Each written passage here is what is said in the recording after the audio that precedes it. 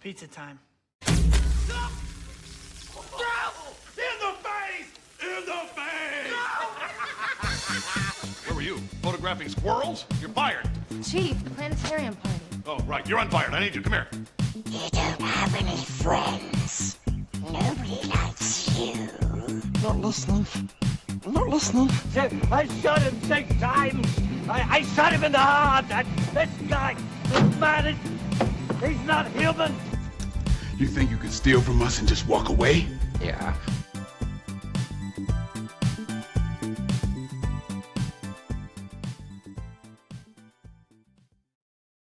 Welcome back to another episode of Get a Load of This Movie, a franchise movie podcast where we talk about albums that have recently been released and we review them and we go through our favorite tracks and then we list our top 5 at the end of the episode. That is what you guys are giving me weird looks. Is that? Oh, wait, no, this is the franchise movie podcast that we do. I forgot. We talk about franchises or movies that are a part of a franchise, meaning 3 movies or more. I'm sorry. I got that mixed up. I know with these my are other coming every time, and they still make me smile. I don't know what it is. They still completely get me forgot. every That was time. my bad. Sorry, audience. You know, our portfolio is it is busting at the seams with how many different things we got going on. So that's just another drop in the bucket. I'm gonna add the line from the beginning of the experiment in this movie where after Doc Ock makes that bad joke and he goes, "It's a terrible joke, but thank you for coming." It's a terrible joke, but thank you for coming. I didn't think it was that bad of a joke. It was off the top No, of I my don't dome. think so. It is very cute. Just like his very It's all cute about the dome, baby. All with the about large roll of 20s in the rubber band. You know, but even We though we found the are rubber talking band. about a movie for the majority of this podcast, we're talking about Spider-Man 2, which is streaming on Disney Plus. We also have a go-around question that we had for the trailer section that Cole sent us, and it has to do with something big that happened, and I'm wearing a shirt to kind of like relate to that something big that happened. Cole, why don't you tell the people what we're about to talk about? So Zach had a huge heartbreak this Yeah, week. sorry, Zach. As Moved it on was from her called a up. little bit. I saw on Twitter it was 9/11 for guys with girlfriends in their mid-20s. Wait, guys with serious girlfriends. That was the best part Yes, of that. guys with serious girlfriends. But Taylor Swift and Travis Kelce got engaged. America's it couple, if you will. But I was thinking about it, and in honor of Taylor, because we're big Taylor fans on the pod, big T Swift fans, you know, generational. What are your guys' top 3 Taylor Swift songs? Zach? See, now I said Mount Rushmore, and then Corey said top 10, and I thought that's what we were doing, so I have my top 10 here. Oh, I was joking about top 10. I don't know if, I guess can't be that bad. There's so many. There's There so are. many. Rank every song in her discography that she's released. There are articles like that. I know because I've found them, and I've, did some perusing. I'll go last because I did 10, so whoever just did 3, go right ahead. Cole only wanted to do 3, so Okay. why don't you go ahead? My number 1, the song just gets me every time. Wait, you're going from 1 to 3? I just don't understand. You could do whatever your heart desires, Cole. Yeah, I'm doing 1 to 3. Good. Number They'll become 1? more interested as you get farther from your favorite. That's a great way to do it. yeah. That makes sense. Fine. Starting Number with- 3. Number 3. This is tough. I Zach, always Zach, go back. I'm picking up a read. He did not have anything past 1. I got a ready. little bit. I got a little there. I'm guessing he only had the number 1, but I'm going to... Gotta do show prep. Gotta do show prep around here. On completely- your question, your prompt. This is your idea. I'm going to be honest. I forgot I gave us the prompt. We moved on to bigger and better things very quickly. This is just not a strong showing early in the Spider-Man 2 episode from Cole. This is just been I'll go. setting a tone early. I'll go. I can make a list. Give me a sec. I'll go. I'm gonna do my top 5. I did have a Mount Rushmore, but I had one that just fell off a bit, so I'm gonna do my top 5. Number 5, Ready for It. I just really like that. Yeah, I like that. It's kind of sounds like a video game, and I like that. Big fan of that one. But it's number 5. Great hook on that one. Yeah, it's number 5. Cruel Summer at number 2. Or no, I'm sorry, at number 4, not at number 2. Cruel Summer at number 4. We're going to go You Belong With Me at number 3. Yes. I've been kind of going back and forth on this one because I put All Too Well at number 2, but I don't really have a favorite between that one and the 10-minute version. 10-minute version's really long, but I really like the song All Too Well. So I'll put both of them up there as like number 2. And then the best one, in my opinion, is Love Story. I love that one. It's a love story, baby. Just say yes. That one's so good. Cole, did you muster something up? Yeah, I'm going to start at number 5 with Mean. I think it's catchy. I think it's fun. And yeah, some of those lyrics, like they hit like kind of deep. Like you with your words like knives, like dear God. Number 4. It's really deep. Taylor's takes so a lot to deep. really discern what she means by that. A lot of deep layers meaning behind that one. Number 4, Our Song, because That's Our a good Song one. is early Taylor Swift was just so catchy, so poppy. That kind of and like fake country accent that she has on that first Yeah. album. Our It's Song not fake. is Going out such with a- all your best friends. She grew up in Tennessee. Dude, it goes away by album 2. You don't just lose an accent like in a 1-year span. Number 3, Teardrops on My Guitar. Another first album. Number 4, or number 2, probably Blank Space. I like go back to Blank Probably? Space. I go back to Blank Space quite a bit. And number 1, Enchanted. I love Enchanted. Such a romantic song. It's great. All right, guys, ready for the definitive top 10? Yeah, lock in. All right, Let's see how everyone, right we lean were. forward. Let you guys hear what show prep really sounds like, okay? Did I not So- prep for a show? I had my Mount Rushmore. I and love then that I gave have an this, extra but one. honestly, I genuinely did not write my review section yet. I did have my My top 10. I did have My my top show 10 Taylor prep Swift songs ready to has- go. Wait, I wonder Cole, if I yours did. last time was like this. What was it? It was just it's like one word thing for the Back to the Future thing. I feel like you come up with it on the spot too. No, I write them down. Okay. All right.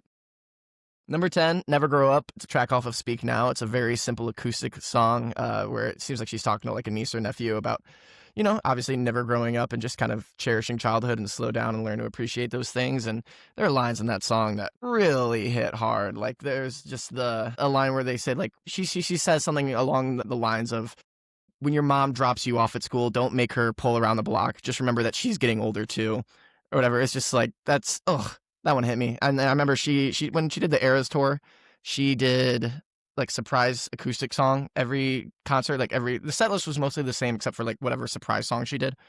And the one in Kansas City that she did when I was there, when me and my Your sister went, surprise was song. Never Grow Up. It was Never Grow Up. And that was, man, that hit me right at a brutal time for that thematically, because that was right before I was about to move to California and leave home and all that. So that was a tough one. But I love that song. 9, Stay, Stay, Stay off of Red. That one is just really catchy and fun and cutesy. It's, kind of a bit of an earworm. But also if you told me that you found it like really annoying, I couldn't argue with you. Number 8, Fearless. I think that's another just really cute one. It's the title track, obviously off the second album. It's the first one on the album. That one's just got a great hook and just a lot of little like anecdotal type of lyrics that she's really good at that paint a picture of a relationship. 7, August. Everyone loves that one from Folklore. It's just a really well-written, catchy song. 6, Love Story. Doesn't really need much of an explanation. You guys already brought it up. That's just another really cute one. Kind of tapping into the Romeo and Juliet, story. And subverting it by the end, which is also fun. 5, Lover. That's just, can you imagine you're dating Taylor Swift? You're dating the most powerful like woman singer in the world at that moment, and she writes you this song. Who was dating her? I believe that was Joe Alwyn at the time. This was during the Lover album. Just having What a someone write bum. a song about that would be amazing. I'd give up all my dreams to just like make sure that I don't fumble that bag. I was gonna If say, someone Cole, wrote- that is the definition of fumbling a bag. That might be, yes. Well, I don't know what happened between them, but I don't know. Maybe he's happier now. 4, You Belong With Me. Yeah. Great one. Corey, I believe you had that at number 3 or something. I don't remember. That's just obviously another really good. It's a really relatable song. Everyone can kind of relate to like, oh, I wish I was with that person, like at some point in their life. So that it just kind of taps into it. And like that, obviously she was in high school at the time, but it's just really melodramatic, catchy song. 3, Enchanted. also kind of taps into the like fairy tale It's so nature of like falling in romantic. love in one night type thing. Yeah, it's a very romantic, cute song. Just also some lyrics in there that are just. She has a way of some of her She lyrics. paints a just- picture. She does, but like, so like, just like, it's not an obvious lyric, but like, they kind of hit really hard because they are really relatable. Just like the way, like the outro on that song is her just like repeating, like, please don't be in love with someone else or whatever. Please don't have someone waiting on you after meeting someone for the first time that night is like, oh, that's actually just really cute, kind of like, I don't know, longing type of lyric there. Number 2, Blank Space, super catchy. That was when it all changed for me. I was a little adolescent Taylor Swift hater growing up, and then the Blank Space What? video dropped, and I was like, oh, a new He Taylor Swift song. I was, guess I'll and watch then it. I remember It he all came changed with over the Blank with his Space video. high It school all changed. high school iPad, and Zach was showing my brother and I the Blank Space video. He was I very don't know high. if I've seen the blank space video. Man, Corey, change your it's a life. good one. But also, it just kind of plays into like the public persona of her, like, oh, she can't keep a man or whatever, and like has all these relationships, and it just kind of plays into that perception of her really well in a very self-aware Jake way. And speaking of Jake Gyllenhaal, number 1, All Too Well, 10-minute version. That's her magnum opus. Perfect. That's your Builds so magnum well. opus. Great thought lyrics, his paints was a really good picture of We're the Never whole Getting Back. spectrum of a relationship. Well, I mean, it's not like she only can write one song about a person. Gonna say They're on the Folklore same album, Cole, so the snubbed. timeline lines up. Folklore snubbed by all 3 of us. Wow. No, I had August. Sorry, I missed that one. I realized I also forgot to write my review section, so I started writing it at the very beginning. But I had the rating down. I just didn't have the review. I remember we listened to Folklore when it first dropped. It dropped, while we were driving to Columbia. Is that Corey. right? Yeah, it was 2020, right? Because it was the weekend that the Cardinals were going to have their first game after the delayed start to the season. I don't know if that was In me. June. It was you. Remember, because it starts with the 1, and we didn't know if she said throwing pennies in the pool or throwing panties in the pool. We're like, whoa, run that back, rewind that. That does sound familiar the more you bring it up. So maybe that was me. It was pennies in the pool. That makes more sense. Yeah. Part of me can see Zach if he's not driving to that thing he does where like he hears something and then immediately gets out his phone to be like, I wonder, like, and looking do up the wonder lyrics sometimes. to the song. Well, Cole, thank you for asking the question and thank you for not preparing anything. But I hope you did prepare something or prepare for this next section because it's the call sheets. Hello.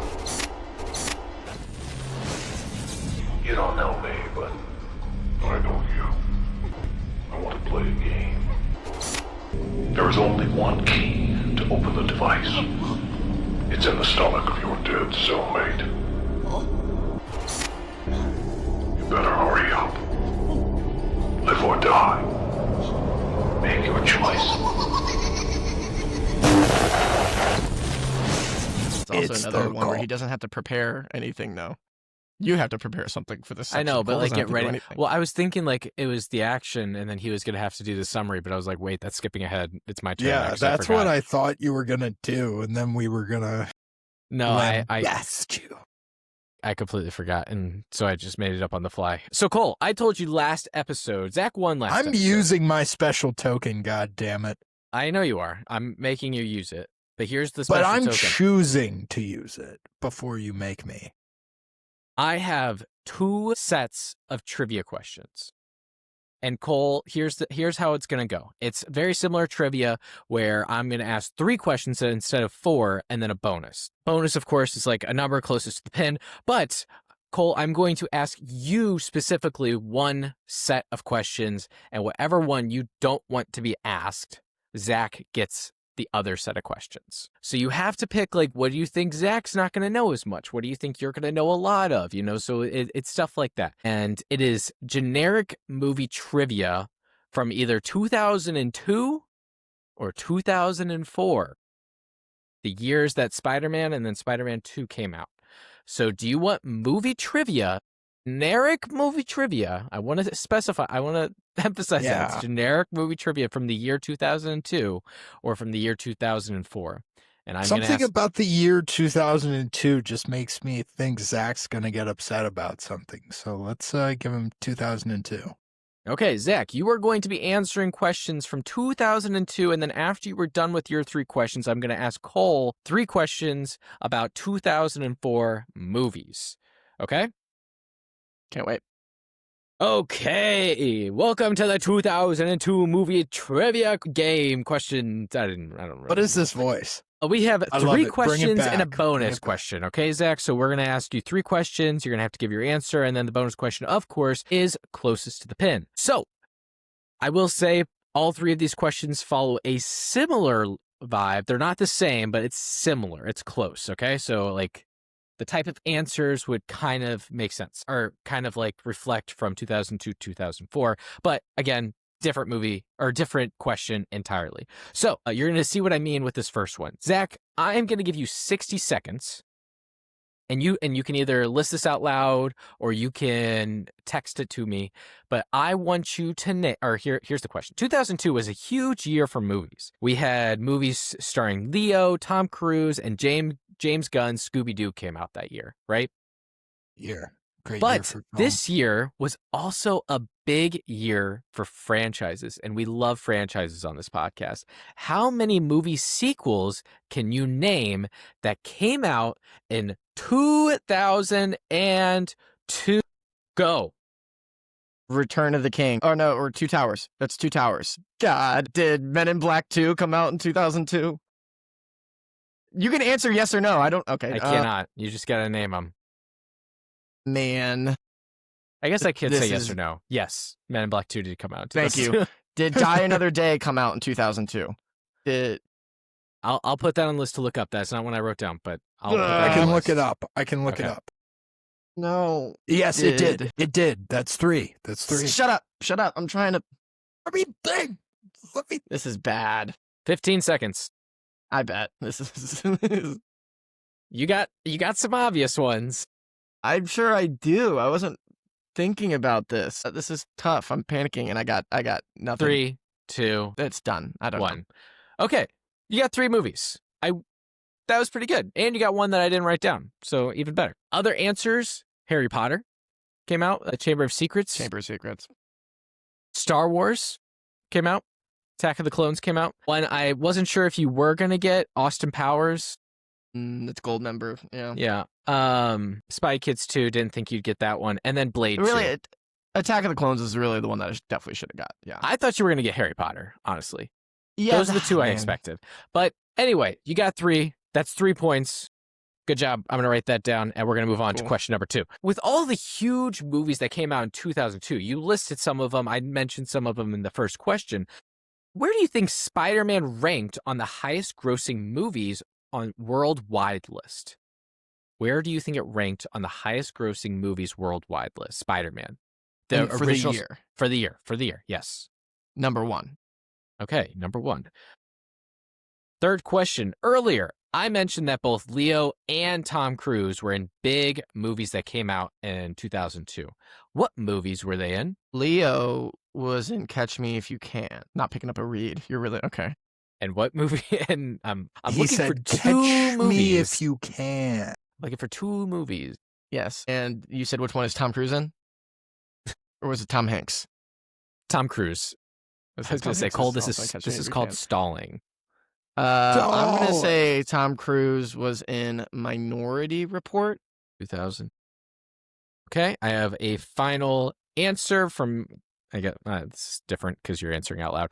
On to the bonus. We're going to do the bonus, and then I'll calculate whoever's closer because it's still a number and you could still be the same off, and it's a similar question. On Letterboxd, it lists how many movies came out in 2002. How many movies would you say came out in 2002? And Cole, how many movies would you say it lists in 2004? I'm going to ask both of you this at the same time. You could text, you could tell it to me, but because it is different numbers, so they're not helping. Wait, are we helping each talking other. in theaters, direct to video?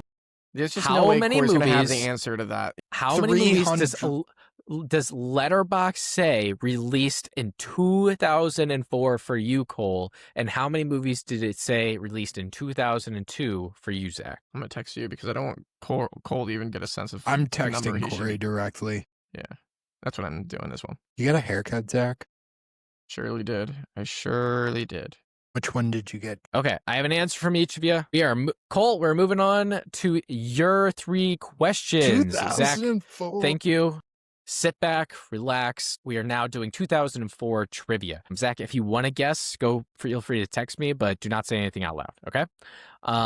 Cole, 2004 saw some amazing movies, including what some consider to be the best sequel of all time, Shrek 2. How many animated movies from 2004 besides Shrek 2 can you name in 60 seconds? Haha. Go. Oh, you were giggling up a storm when I was struggling. You have You 60 can't seconds. I don't stall care if you the stall. seconds start no matter 50 what you seconds. do. So outside of Shrek 2, I'm thinking Shark Tales, Yes. maybe? Shark That's a Tales? good guess. Yes. B-movie was later. Disney. Think Disney. I got one. Pixar. What came out in Pixar? 30 seconds. Have I passed him yet? You have Brain is broken. 10 seconds. Cole, you got B-movie. there's some obvious ones. Come on. I 2 know seconds. there's some 1. obvious ones. Wall-E. Okay. You missed Incredibles. it. It was too late. I It was just too don't. late. I think the hand was off the piece. It was too late. Shark Tales was one. Did not think you would get that one. I thought that was going to be on the lowest on the list. Other movies I wrote down: Polar Express, the SpongeBob movie, The Incredibles, some other ones: Mulan 2, Lion King 1.5. I figured. I thought Lion King might. One of you guys, whoever got that section, would. So that's 1 point, Cole. Let me write that down. That's okay. Of the top 10, this is question number 2. Of the top 10 grossing movies worldwide in 2004, how many of them were part of franchises? Of the top 10 highest grossing movies worldwide in 2004, how many of them were a part of franchises? And yes, it has to be 3 or more. Our definition of a franchise. There's of 10 total. So don't say more than the number 10. I'm going to guess 3. 3. On to question number 3. In 2004, 2 movies came out that had titles that used numbers but were not sequels. 13 Going on 30, and what other movie? 13 Going on 30 is supposed to be like your hint. Like this is the type. This is kind of like how I'll give you time for this one. You're not on the clock, but I mean, if you take too long, I'm going to move on. So it's Did I get it? similar titled to 13 Going on 30. Gotta get wrecked. Yes. I don't know. Okay. And then the bonus question we already asked you on Letterboxd, it lists how many movies came out in 2004. How many movies would you say came out in 2004 according to Letterboxd? So we went through that. We did not need the tiebreaker. We do have a winner. We got it on the first question. Zach got 3 points on the first question, and Cole only got 1, and then got the subsequent questions incorrect. But let's go through them. Starting with 2002, we already named the movies that came out that were sequels, but with all the huge movies that came out in 2002, where did Spider-Man rank on the highest gross? The Spider-Man 2002, the first one that we just covered. Where did it rank on the highest grossing movies worldwide list? Zach, you said 1. It was not. It was 3rd. So that was incorrect. And then earlier I mentioned that both Leo and Tom Cruise were in big movies that came out in 2002. Name those movies. You said Catch Me If You Can and Minority Report. Both of those are correct. Zach walks away with 5 points. Cole. Huge. 2004 saw some amazing movies, including, we already covered that, Incredibles, Polar Express, SpongeBob movie, stuff like that. You did get Shark Tales, which Shark Tales is an underrated movie. I don't think we give Shark Tales enough love. I'm okay with the love that I give Shark Tales. The That's animation, rude. I've rewatched it. They did not put enough work into the animation. It's blocky and clunky, and I like it. But question number 2, of the top 10 highest grossing movies worldwide in 2004, how many of them were a part of a franchise? Cole, you said 3. Everybody said it was 5. Do you want to guess the 5? Do you want to guess the 5 that in 2004? I mentioned one of them. what? Shrek? Shrek was Yeah. one. Shrek, Spider-Man. I mean, Spider-Man, yeah. Scooby-Doo came out that year, but it's not going to be in the top 10. Not a part of a Should be. franchise. Yeah, because they didn't make that 3rd. Yeah.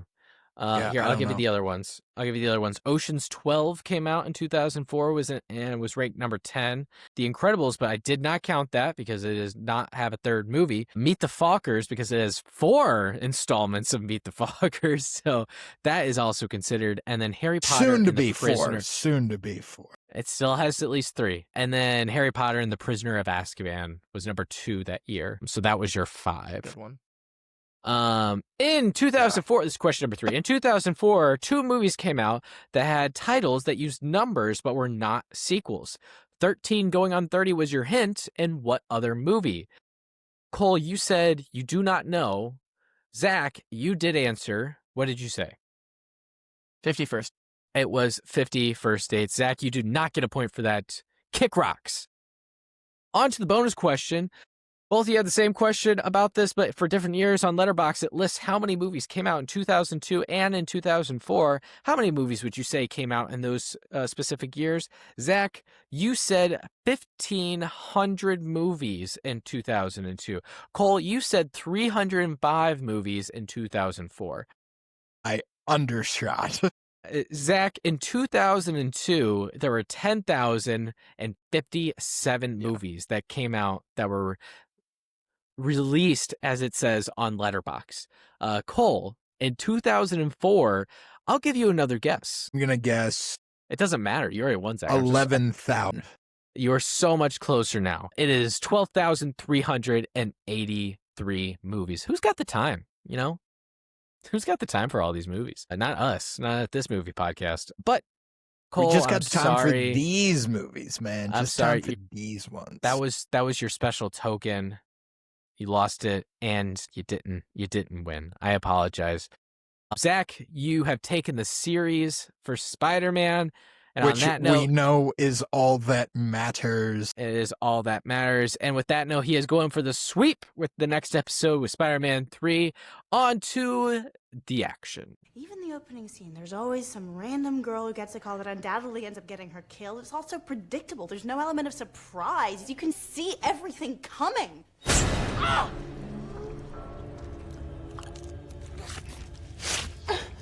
Did that surprise you?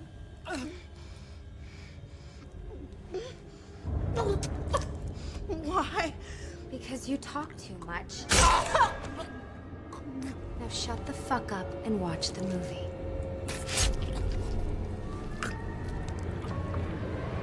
What Hey. happened in this movie? Who said? Guys, we Who pick said up that? 2 years after the death of Norman Osborn. Peter's life is, in my words, hot ass, with balancing life as Spider-Man and his personal obligations taking a toll on him. He's facing job issues. He gets fired within the first 12 minutes of the movie. He's failing school. He can't pay the rent, which I forgot how funny that moment is where Mr. Ditkovich leans out and goes, "Rent," and Toby just slowly closes the door. He's not dealing with that. And Aunt May's getting evicted. J. Jonah Jameson continues to slander Spider-Man. Harry blames him for Norman's death when he should be asking why he returned his father naked to his home. And Peter is not with MJ, and she's dating an astronaut who's playing football on the moon, which actually sounds like a lot of fun, John Jameson. Harry's currently funding Otto Octavius in a fusion experiment to harness the power of the sun, and Peter admires Otto.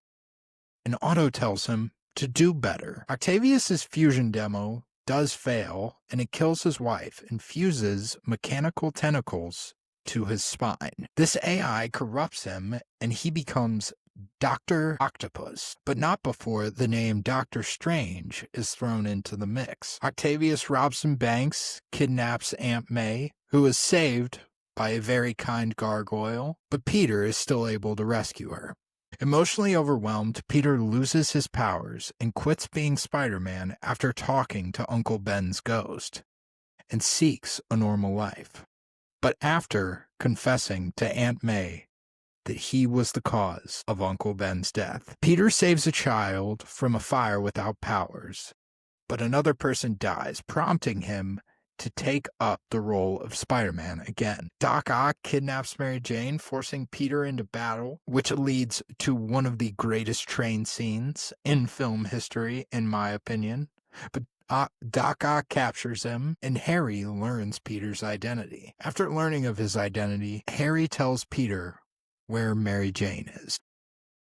At his lair, Peter fights Octavius and appeals to his humanity, leading Octavius to sacrifice himself to stop his reactor, because he, in his own words, will not die a monster. Mary Jane leaves John at the altar and chooses Peter, leaving Jonah to front the bill for a wedding. Karma. Just as Peter and MJ find a happy moment, they hear sirens, and Peter is told to go get him, Tiger. Whatever that means.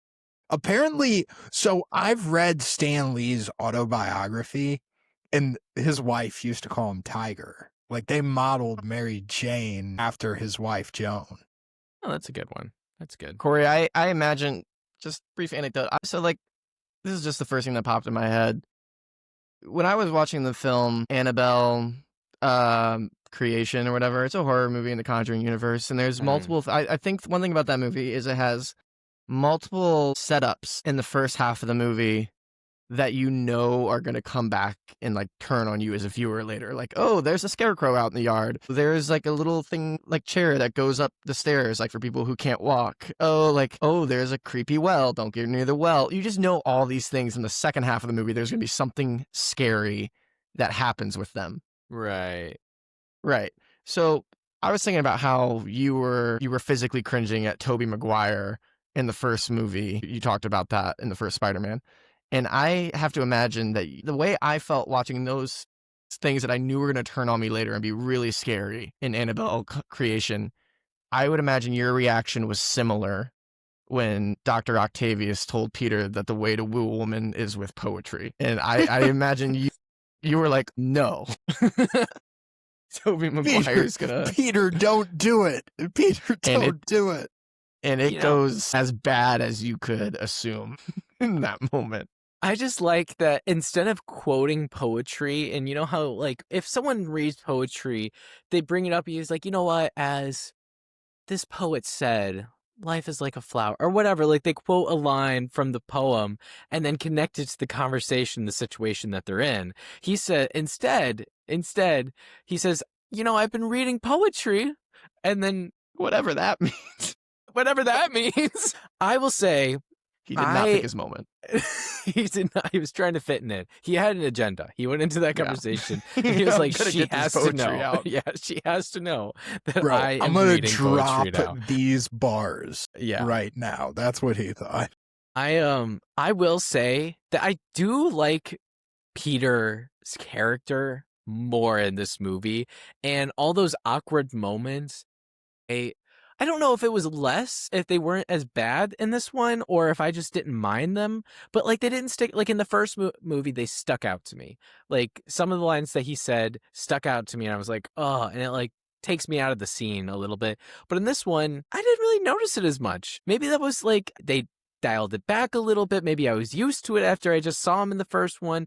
Maybe it was they picked their moments a little bit better with him, and so they like kind of used those the moments a little bit better. It could have been something like that, but I thought like it felt like Peter's character was more consistent, and all that stuff you guys were saying about him in the first one, I felt in this one. It could have been that you guys convinced me. I have no idea, but my attitude changed with the quips, and not necessarily quips. I never had an issue with what he said as Spider-Man, besides it's you who's out, Gabby. Yeah, you say that a lot. I'm editing the first episode right now, and you said that it's like about 8 times you say that. But out of your mind. Out of your mind. But I just didn't mind them as much, and I never really I don't really know what it is. I couldn't really put my finger on it. Once I realized he got better at it. He got better at it.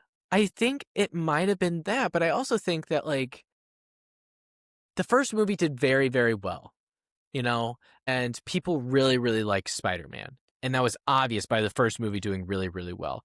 And they did not try to like, we gotta like make this guy even more likable, because that's only going to make this movie better. I liked that his character was very consistent, and these weird things, that's just who he is, and I felt it more in this one. Cole, I think that's exactly what you told me in the first one. Like, that's just who he is. Like, he says things like that. And then Zach, you were like, that's how the show is, that's how Spider-Man is before this movie came out, before we had the Andrew Garfields, the Tom Hollands.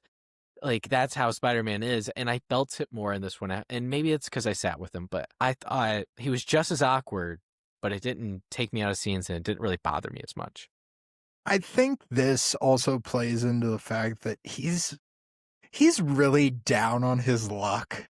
Like, in the first one, yeah, he is someone, like, footing the bill for his rent. He's living in an apartment building with a shared bathroom. He does not have his own bathroom. He's behind on his rent. He's just going through it, and that's why I love Spider-Man as a character, because just a guy, he's going through it just like everybody else. Bruce Wayne doesn't have these problems. Clark Kent never has these problems. But to your point, Corey, so the person who wrote this, there was a singular writer, Alvin Sargent, for this movie, and I'm looking this up right now, but I believe like there were 2 or 3 writers in the first movie. No, it was David Koepp. It's just David Koepp. But do you think this, like, kind of focusing more on his personal life kind of made that more bearable? Because we don't really get his personal life in the first movie as much. It more focuses on how Spider-Man affects his personal life. But this one, we actually see a lot more of what he's got going on, I feel like, in the day-to-day. I don't know if I was more forgiving because of empathy, because I feel that's what you're asking at the, like, Yeah. right? Because we saw how he was down and just like, oh, that's just the way he keeps himself bright. I don't know if that's what it was, because at the end of the day, he's Spider-Man, and like, if I had to live in a terrible apartment to be Spider-Man, I think, I don't know, I probably would. I don't know. So I just can't feel too bad, when he's got these incredible powers. Just because he doesn't want to do anything with them, that's his own problem. I don't see that as my issue to treat him any differently as a person. I don't know what it is. At first I think with the writing of it, I don't know. It's hard. I was gonna say, were you trying to get more at, like, do you think it was more consistent in this one because there was a different writer, or at that point you were maybe if there was only one writer for this one compared to the first one, but it might have been more consistent. So maybe the writing style did have a big effect on him, but yet still his character is very consistent. Like, there were never moments where I was just like, oh my god, this is like, he's taking a big leap. Like, I thought he was the same one from the first movie, but I just thought those cringy sayings and stuff, they were still awkward, but like, here's your change. They fit Pizza Time. Like, they fit the scene better, and they had a better like reaction from me. And I don't know if that's because they were funnier. I don't know if that's because they were like, I don't know. They just felt more real within the moment, Pizza Time has truly entered the zeitgeist too. Like, I feel like definitely. Well, it just works because also he's so it's just met with awkward. complete indifference from the front desk woman there, because I'm not paying for those. And he's just like, okay, and he just starts unclasping them. Yeah. And like, that's the boxes are smushed. Yeah, I mean, it's a great reintroduction to the character. I mean, just in general, like, sequels, a fun part of sequels is we've met these characters, we know this world, it's all been established, we don't have to take time with that, so it's just weird we meet them now. And right away, we get MJ is on a billboard, so you know right away that that she's doing really well. She's on Broadway like she wanted to be. And Peter is just staring at her longingly while he's riding a bike delivering pizzas. And we get right away that he's flaky at the job. You can get the sense that it's because he's Spider-Man, obviously, because he said there was a disturbance and stuff. But him having to do like 40 blocks or whatever in 7 minutes, and then like doing it as Spider-Man, that's just a really great way to kind of get back into the literal pun very intended swing of things. So like that's great. And then obviously, like we said, it doesn't work. He still gets fired. The double you're fired between scenes is great. Like he gets fired, like you're fired, and then the next line with Jonah Jameson is "You're fired." Hey, you listen, you're fired. Just in back to Chief, back the scenes. planetarium party. No, that's not until later. That's not until later. Yeah. Are you photographing squirrels? No, but yeah, we're right back, and then Jameson's also got that like your wife calls. She lost the checkbook. Thanks for the Thanks good for news. the good news. Yeah.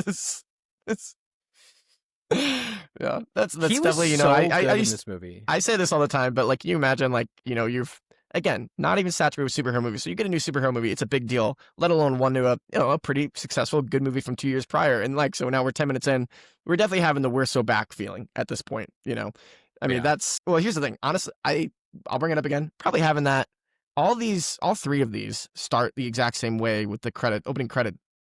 Like with the music kicks in the exact same over the Columbia Pictures, and then like it starts with like a line that just goes through the top of the screen. It's like right as like the, you know, Columbia Pictures presents or whatever.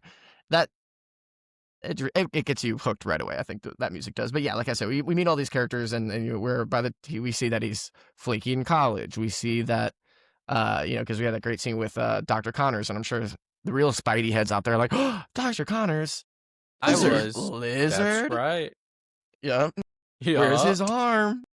And this is what is he gonna do about that arm? You know what's awkward? He still has to go to class after this guy fired him. Yeah, well, it's not awkward. It just kind of sucks. Did he have an arm? Or was he missing an arm? In the he wasn't in the first movie, and Dr. Connors fired me. When did Dr. Connors fire him? No, that's what he says to Harry. He goes into the apartment and he goes, I was late again. Dr. Connors fired. Wow, I didn't catch his name in the first one. Interesting. Well, brilliant but lazy. Like, all I'm saying is we're like you're saying, Cole, like we see where Peter's life is and what Spider-Man has cost him the day-to-day. We even get like, you know, he forgets his own birthday when he shows up to Aunt May's house that night, and the surprise party is just all of the main characters his aunt are there. Yeah, his aunt and no one else. His long-term not girlfriend and his best friend, who still brings up friend. Yeah, who still brings up the Spider-Man thing, and he asks him that question. It's just like here's something. When your best friend who blames Spider-Man for his dad's death asks if you would turn him in, or if you would tell him his identity if you knew it, say yes. You say, yeah, exactly. That's exactly what you say. Cole, you didn't let Zack do the punchline. That's okay. He knew where I was going with it. So that's a kind of a fumble on Peter's part there. So Peter and I love that moment because Harry just sits down. He like just sits in it. It's like this guy was my brother. He does just sit. I will say a lot of the conflicts between Peter and Harry would have been solved with, I don't know, 5-minute conversation, 10-minute conversation, just sitting down and actually talking. There was a moment, I know we're kind of skipping to the end of the movie here, and I apologize for jumping ahead, but there was a moment towards the end of the movie where he rips the mask off and sees that it's Peter, and he's like, you killed my father. And he's like, we have other bigger things to deal about. And a simple, actually, no, I didn't, but we have other things to worry about right now would have taken the exact same amount of time instead of just, I'm going to dramatically pause, nod like, yeah, I did, and then say they have MJ. I don't really remember what happened. I blacked out that night, Harry. I don't know. Harry, me and your dad were hitting the globulin green a little hard, bro. And it's that just doesn't like sound like something I would do. It's just insane that they can't solve these issues. Because like that would have been an easy one to say, like, you know what? Maybe I should stay here with my friend. His dad just died, and he can know my secret. And then, you know what? Maybe we can work together as a team, and he funds me, you know? And then we go save the city. And that could be what we do. And I have Tom Holland Spider-Man problems where I have too much money at my disposal. Yeah, too much money. I think this is the best Harry movie of the trilogy. Not to get ahead of where Spider-Man 3 goes, but I think James Franco looks phenomenal in this movie. I think it's The kind of hair, absurd. Yeah, the his hair is like is perfect in this Paul movie. Walker in like There's- Too Fast, Too Furious, like the slick back, a little bleach blonde, you know. He's like the perfect type of annoying with Dr. Octavius before the experiment, where he's just like, yeah, I'm funding all this, remember, but this is cool, you know, like just remember I'm paying for it though. Like he's making that very clear in every line he has, but then afterward with the like he's Spider-Man, I have nothing left. I'm humiliated except for Spider-Man. You know, like that's and that's his arc. The rest of the movie is I have nothing left except hating Spider-Man. Yeah. Yeah. So keep it simple. You know, Keep it simple. I also, you know what? It's a crazy that the theme for the first two movies is anything sciencey related is going to turn you evil. You know, we don't really get any scientists that are doing anything beyond making dangerous equipment and dangerous bugs. Well, you know, that's. I mean, they go into it with the Doc Ock thing, and this is how they do it in like the cartoons is a and the gift. comics, and there's always been an inhibitor that like keeps it from turning him evil. And when the inhibitor... But I know, but it's every single time we see a scientist. There's never I just want balance. Why can't we see a good scientist? Why can't we see a scientist? I don't know, like, hey, what are they doing down the hall? Curing cancer? Great. Let's keep making these spiders, you know? Like, just get a throwaway line. Like, you know, like, let's balance it out a little bit. Because it felt weird in this one that it's the exact Connors same. is a good scientist. But I'm sure if they got to do another with Dr. Connors, that would have probably gone a similar route. yeah, and it's just like every single time we have a scientist, it just felt very like, I don't know. I know they're not trying to like send a message or anything like that, but it felt very like, okay, we're doing another mad scientist thing here. Like, I don't know. I kind of wish it would have been something different. You know, another mad scientist doing an experiment on himself that he's never tried before. Like, I know, he's always had the inhibitor chip. He's never done the whole arm things before. And it seemed like this experiment went wrong almost immediately, you know? I don't know how much testing he did or how he got to the...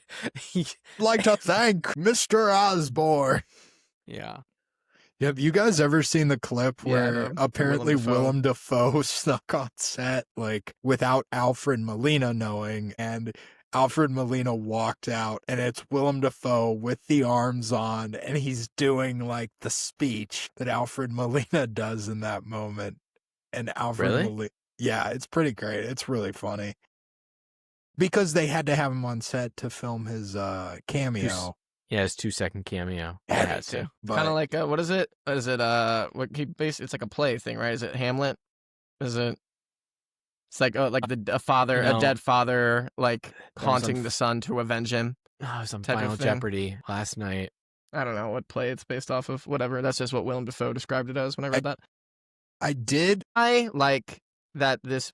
Cole, you brought it up with like, you know, how much his life sucks. Harry, sorry. Yeah. You missed your opportunity, man. Go next. Zach, go. But this better be profound as hell. This better be profound as hell, Cole. Go ahead. We talk about Harry in this moment, in this movie, and the scene that really stuck out to me... I thought about what I wanted to say. Which I couldn't remember was them at the gala. And it's like the pinnacle of how bad like their relationship has gone. And he slaps Peter in public. I love that. Brother. Brother. Isn't that right, brother? We need to have more public arguments and like altercations. Can we just slap each other in the face in public, guys? Is that okay?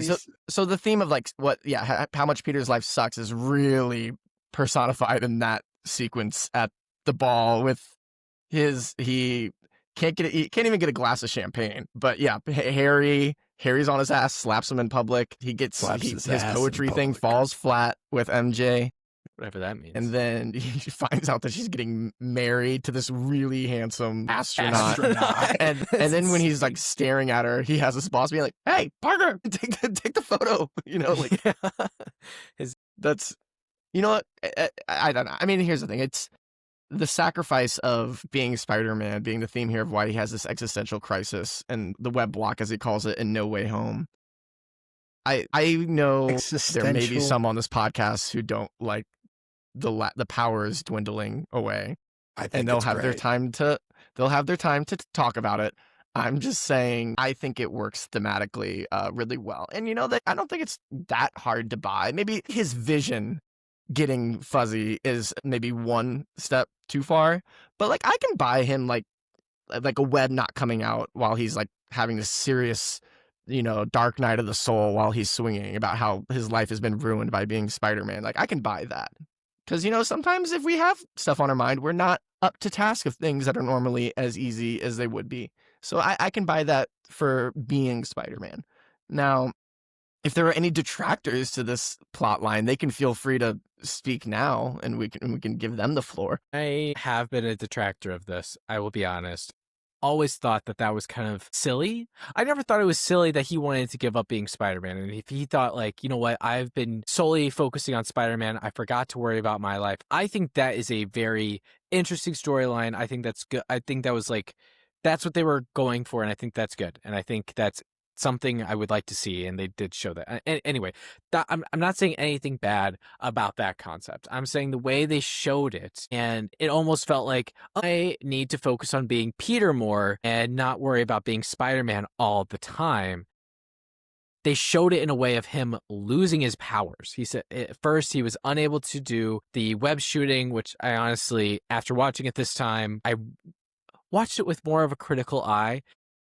I honestly didn't have that much of an issue with it because it wasn't like it was all the time. It wasn't like, oh, there's no more web. It's like, I'm trying right now. Oh, and it's just not coming out, or it's like he's walking on walls and then he slips. It's not that he can't walk on walls anymore. It's that he lost focus, like you said, and he's got other things on his mind. And so he slips. So that stuff I didn't mind. But then if you would have left it at that, I don't think I would have had as much of an issue with it. But then when you say that he's losing his vision too, and it's reverting back, then it's like, okay, he is literally losing these abilities. I thought it was just like, as you said, like there's something else on his mind. He can't focus on it. He's not doing what he needs to do. He's going through the motions of this stuff, and it's not like he's losing focus. But if you're showing that he's losing vision too, it's like, no, he is physically changing.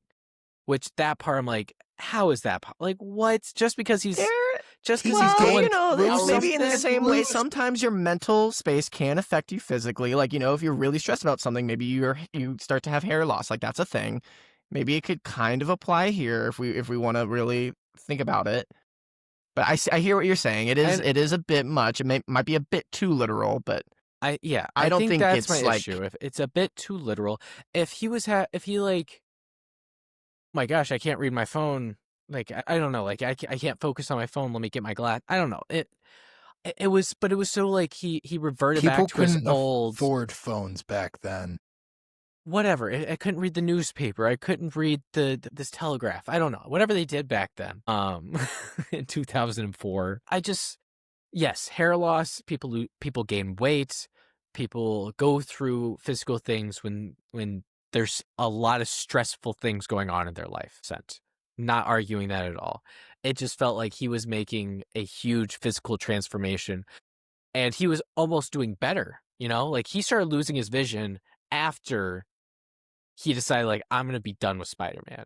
Like, I need to take a break with Spider-Man. He threw away his costume and then put on his glasses, which after that point, things had started going better for him. He saw her play because he saw her play without glasses. So this was after he saw her play, and he's still like, now I'm reverting back. At that point, you could see like he was even less stressed, and he was still going through these changes, which I was like, what? But when he's Spider-Man, he's like sliding off walls, and he can't shoot a web.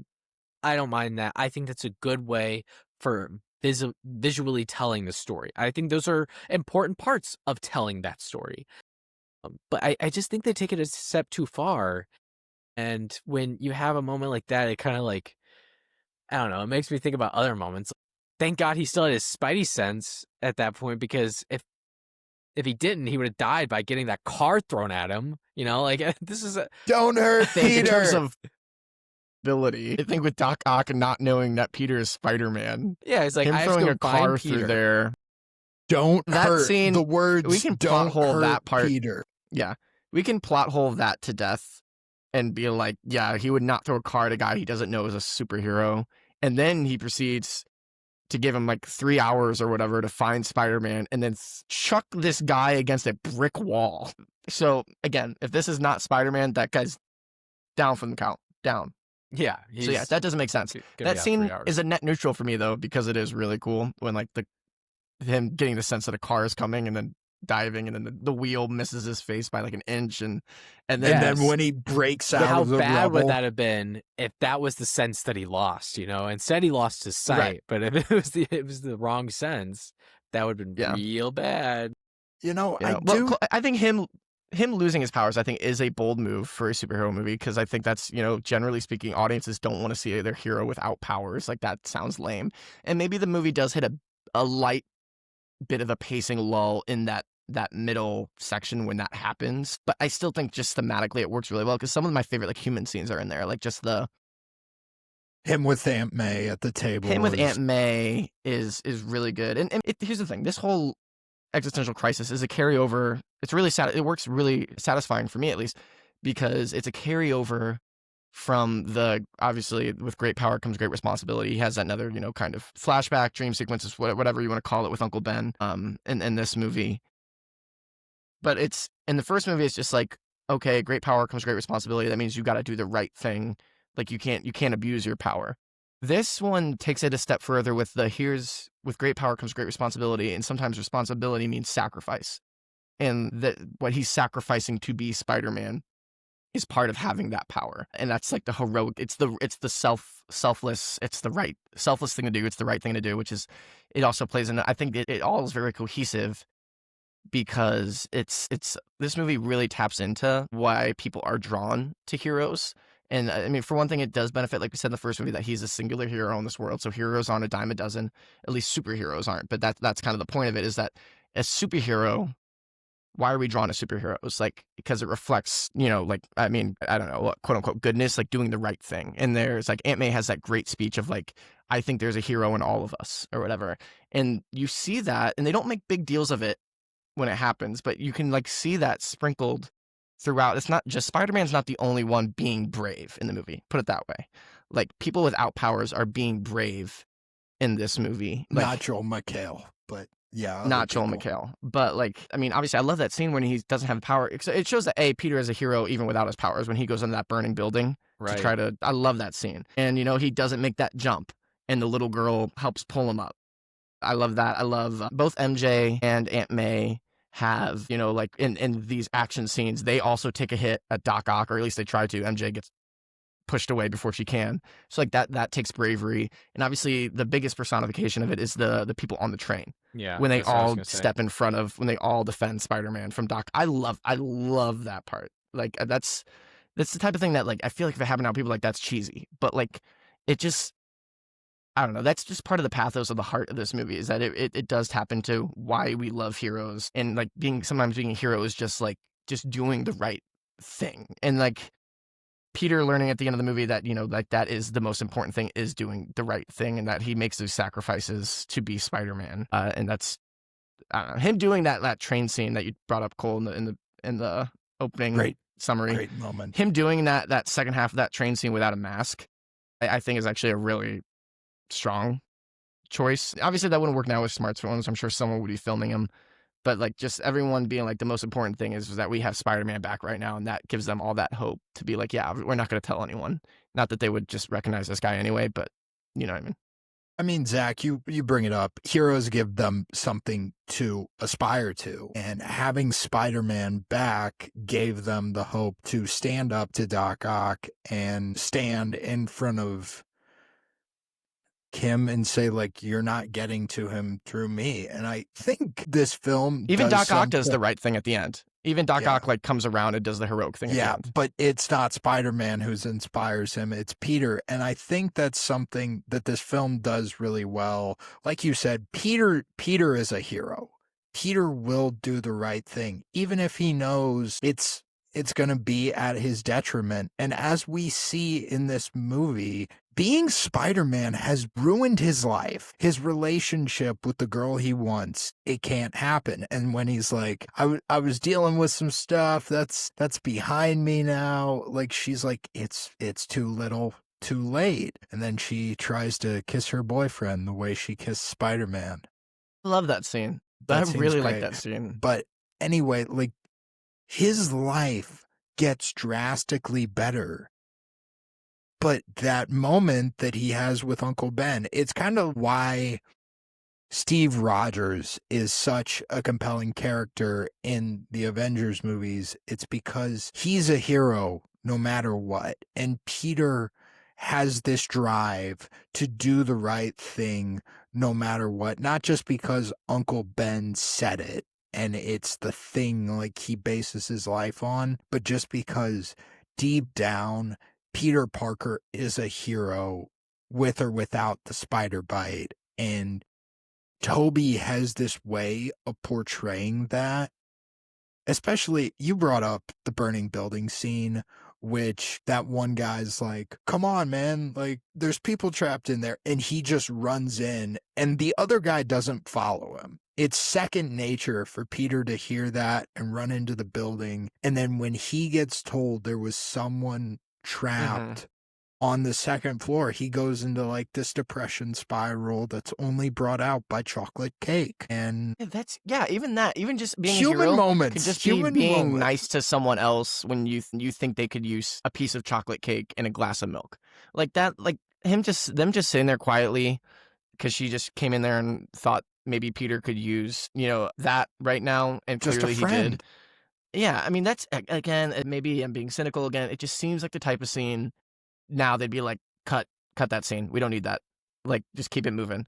And it's just like, I don't know, those quiet moments like that, I think is why the pathos that they put so much effort and screen time into pathos in this movie that when they do get the action, It's like earned. Peter, it is really earned. It's almost like personified by it's a funny line, and I'm sure this is not like thematically speaking, it's just a funny line in the movie, is when he does the flip on the bike to avoid getting hit, and the kids are like, how'd you do that?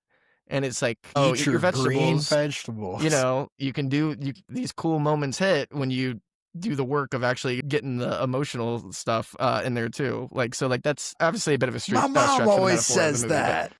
I'm just saying, like, when you eat your vegetables, when you get these emotional scenes, the action stuff can actually really work when you do it. Like, we brought up, like, when he gets thrown against the wall and he doesn't have his powers all the way back at that point, when he's like telling MJ, like, oh, actually, by the way, I didn't mean it when I said, and you're I can't do that. And after all, my heart hurts for MJ in that moment. But either way, she's One yeah, kiss. That's a tough The one. one kiss moment is. But when he gets back up out of the rubble, like when he stands up, and it's like, okay, there's complete determination now. He has the focus to be Spider-Man, and the music And kicks then in, and it's like, he steals the suit after Jonah's Triple J is finally coming around. He's It's like maybe I've he's pushed a him too hero. far. He's a menace. I want Spider-Man. And then the newspaper.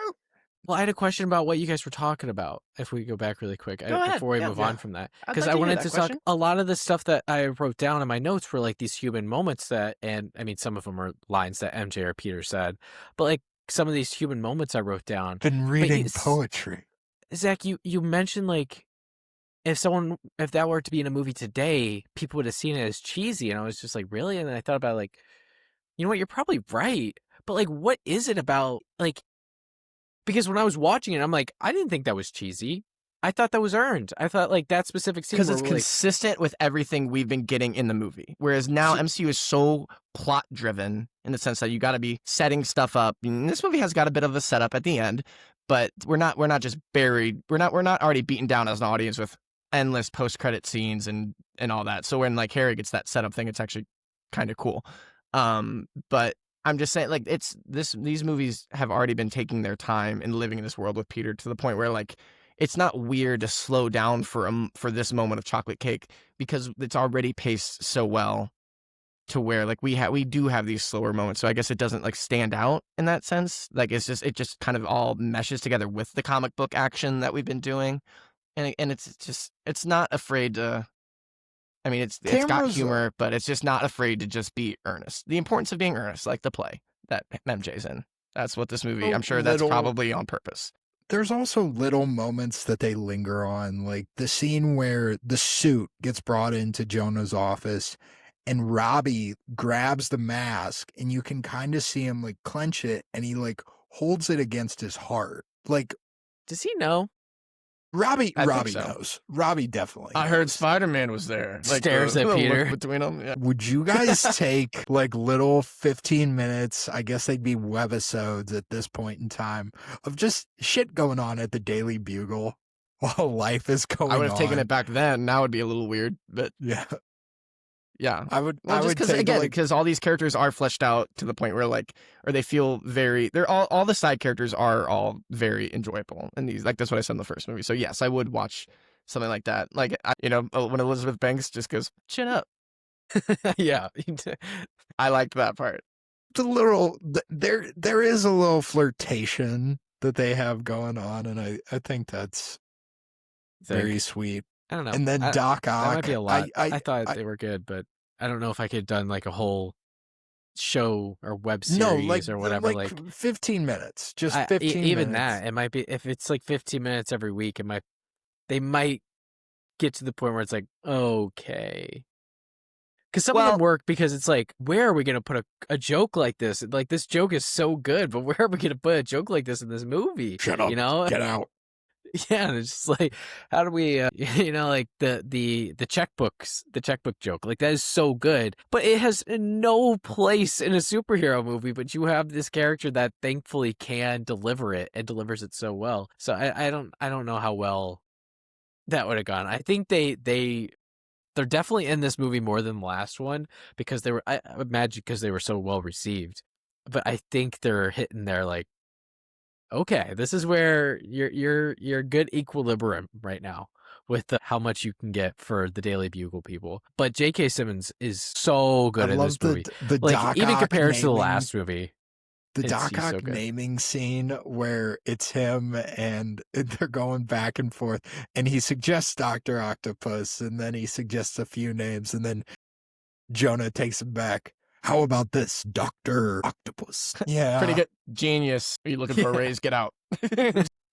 Yeah. I like Doctor Strange. That's pretty good. Let's take it. It's just, It's yeah. like just slowly trying to expand the universe. That's what they're I'm sure doing.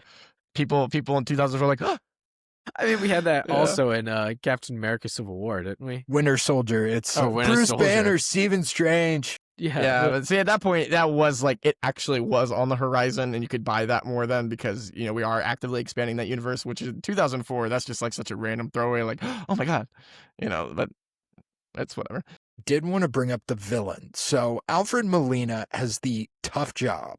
He's so a handsome. very tough job of following up Willem Dafoe's Green Goblin. Now, Willem Dafoe is allowed to talk to himself in a mirror. Alfred Molina has no one to talk to. He talks to his arms. Talks to They his aren't 4 talking AI back. arms.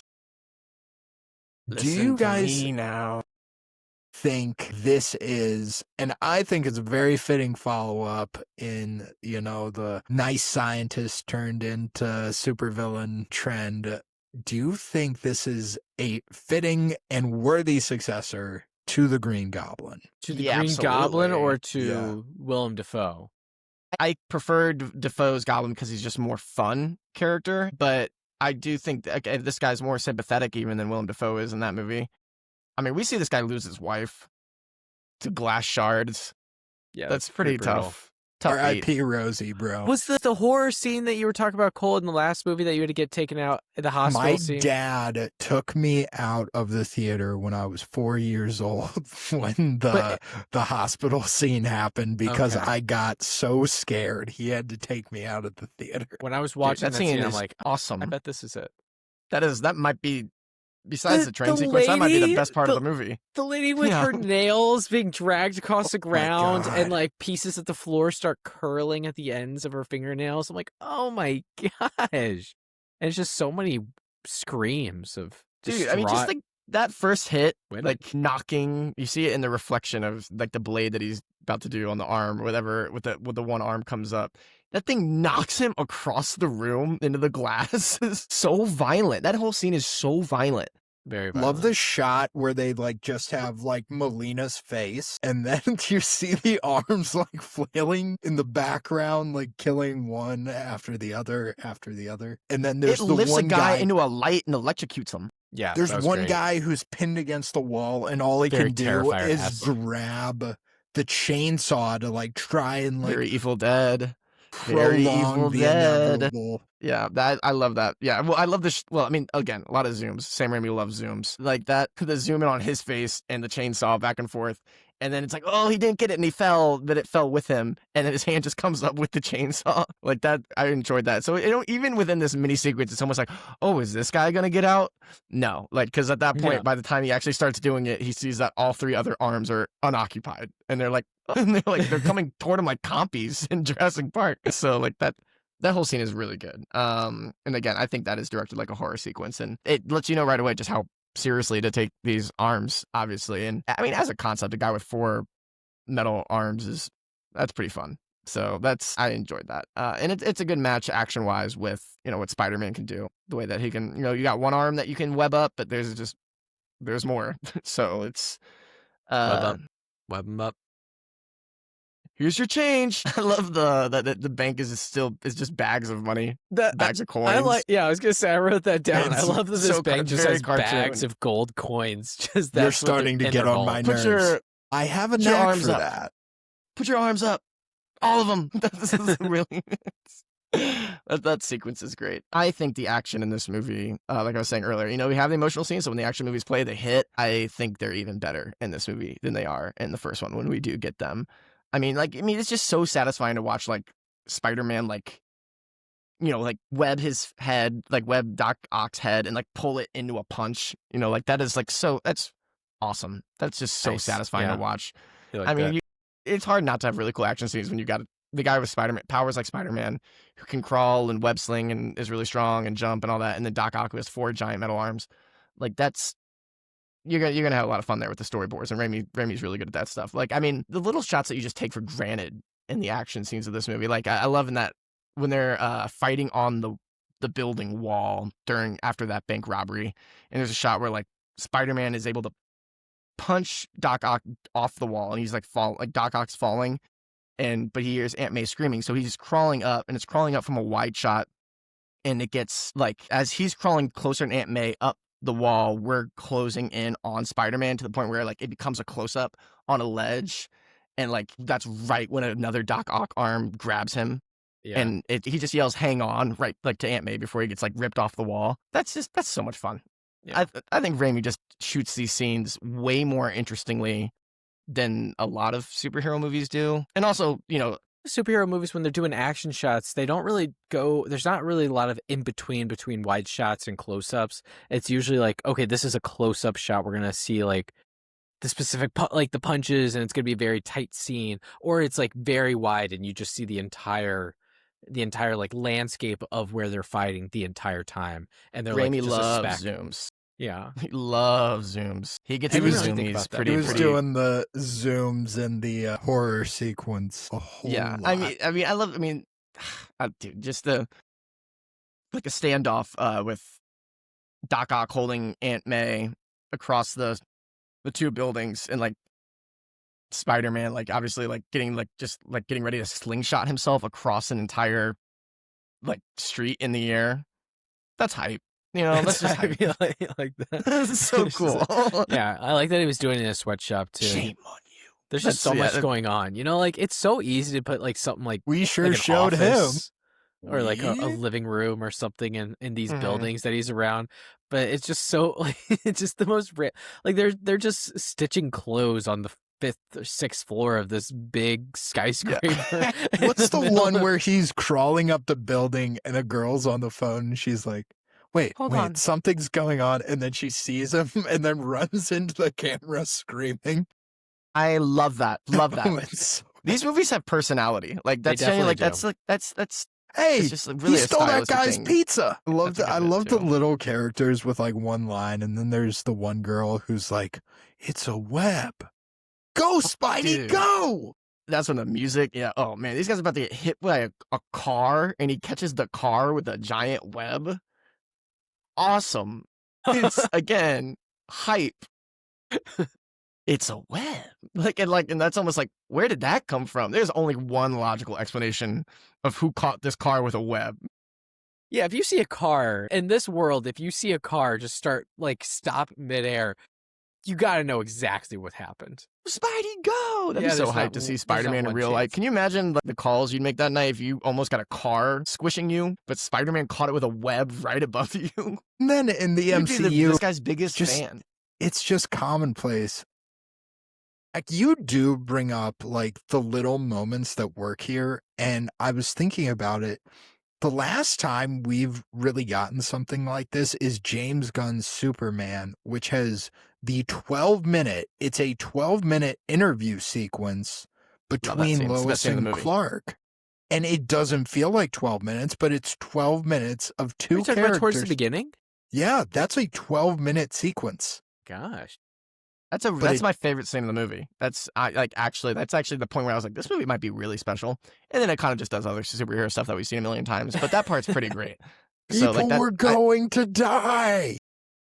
I think so. When Perry loses his powers for like that middle third of the movie, Harry, more or Peter. less. Peter. Yeah, my bad. You said Perry. Whoops. Dum. I'm sorry. It's then- you who's out, Zachy. Out So of those your last mind. 35 minutes, there's like 35 minutes left in the movie, so probably about without credits. The last 30 minutes of this movie are They go so hard. good. The train sequence I genuinely think the train sequence might be my favorite action sequence in a superhero movie. It's really good. From the fight with Doc Ock to him stopping the train, all of that is so. When Doc Ock throws him in the air and then he turns around, and he has to like angle his body to get through just that narrow slit in like that bridge.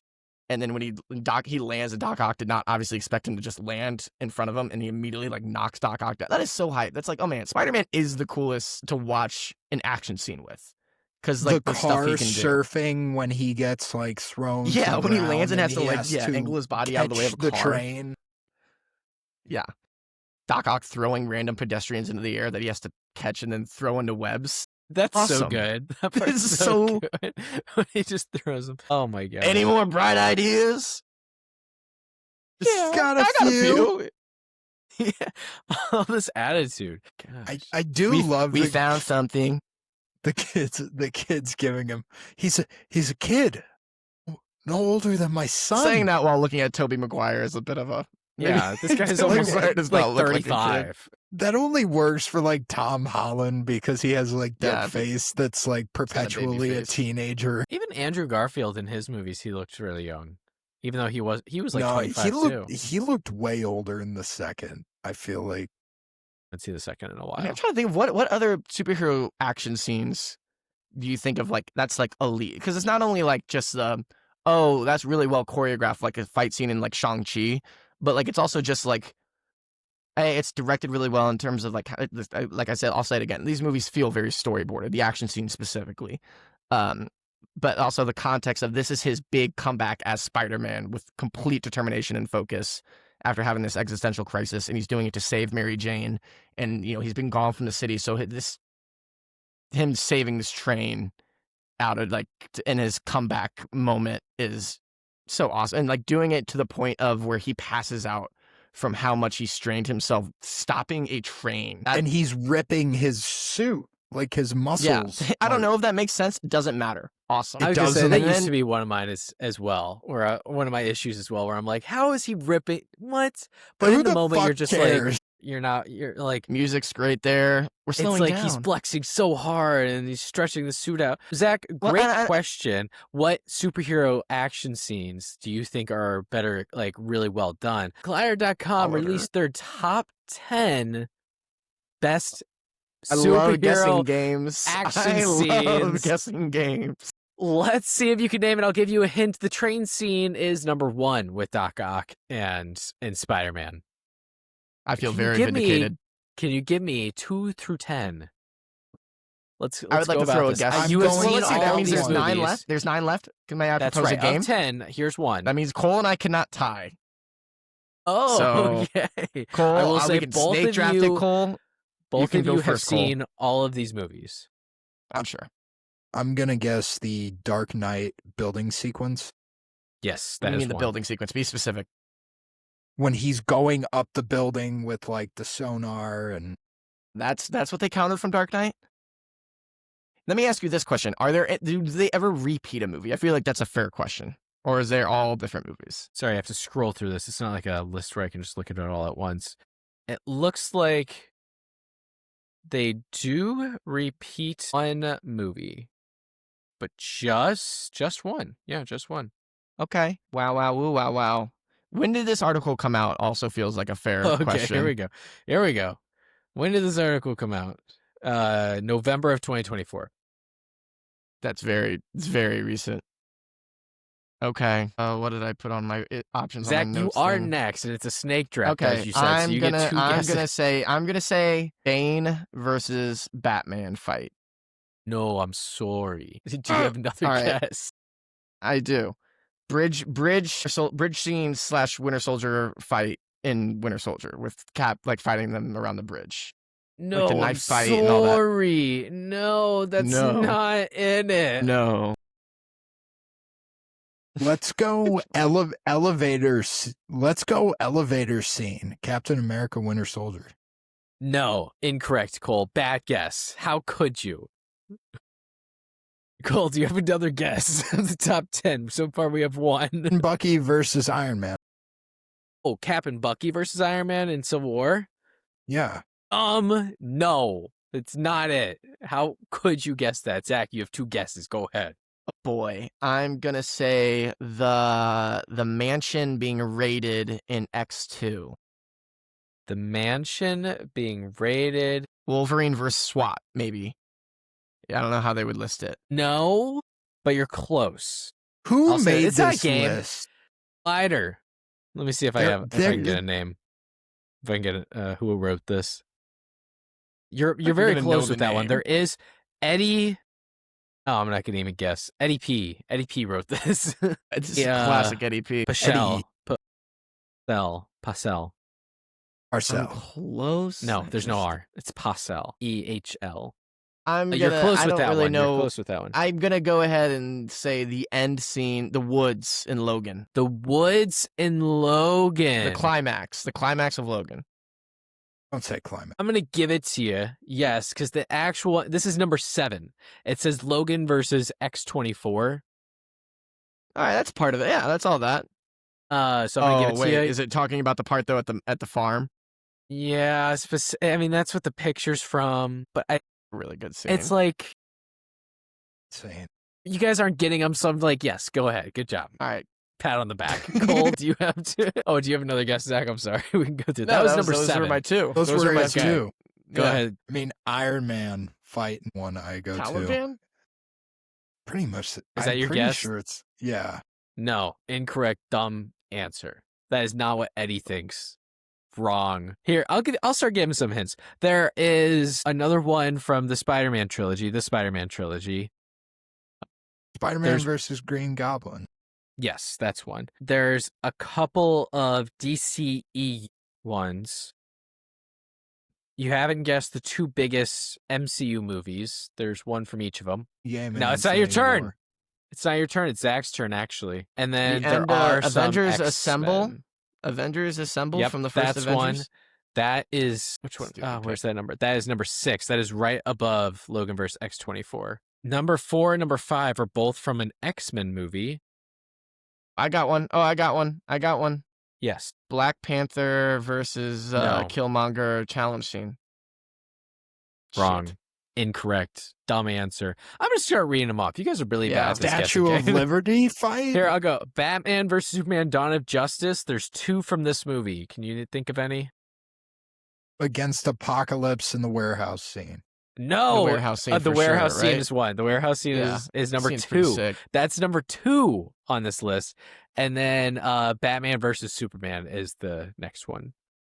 That's number 9 on this list. Okay, read the whole list. Just go. Okay, starting from number 10, we have Spider-Man versus the Green Goblin and Spider-Man 2002. Number 9, we have Batman versus Superman, literally them two fighting each other in The Dawn of Justice of 2016. Iron Man versus Thanos. Sorry, that one was another repeat in Infinity War. Infinity War. Yeah, this is the Infinity War scene. Iron Man versus Thanos. That was the one that came to mind. That's number 8. Logan versus X-24 and Logan. That's number 7. Number 6 is Avengers Assemble scene from Endgame. Number 5 is Magneto versus Sebastian Shaw in X-Men First Class. Even fight. It's not really a fight. You're is it? wrong. It's a great set piece, but it's not really a fight. Number 4 is Nightcrawler infiltrates the White House. That scene's cool. That is a great one. That scene is really cool. That scene. Look, Cole got number 3 with the construction site takedown, as they name it, in The Dark Knight 2008. I would Number have said like the 2 car chase scene, like in the middle, like the big truck. That would have been my pick from that movie. That one is good. Number 2 is the warehouse brawl in Batman vs. Superman Dawn of Justice. And number 1, as we said, is the train fight from Spider-Man 2, 2004. Before we move on, I just can't blame the list. Bad I blame list. the player. Don't hate the game. Bad list. This was the 12 internet strangers from 2000. What year? 2017, 12 or 14 internet strangers. I want to talk about Mary Jane. I had a few notes about her. I think as a whole, she took a really big step down. I think she still had good lines. I think she was fine. I think she had less to do in this movie, surprisingly, even though I think she had a bigger place in the She plot. had an expanded role in this. But it felt like she had less overall to do besides like, Peter, come on. You know, it felt like a lot of that and just marrying guys that she didn't actually care about, you know. Do love that scene in the backyard where she's like still there. Like it's two people who both don't live at those houses anymore because they move on with their life. And when he's going out to take his aunt's trash and she's just still sitting on her parents' back porch, borderline waiting for him to come out. Like that. I do like that scene. Like, I love that might be, you know, that kind of goes back to that awkward Tobey Maguire talking about in the first one with the like. She's like, "Oh, it was good to see you," and he goes, "Oh boy, yeah," and but she's just like, "Okay." Like, what are they doing? She's like trying to get him to say, "Oh boy, yeah, what?"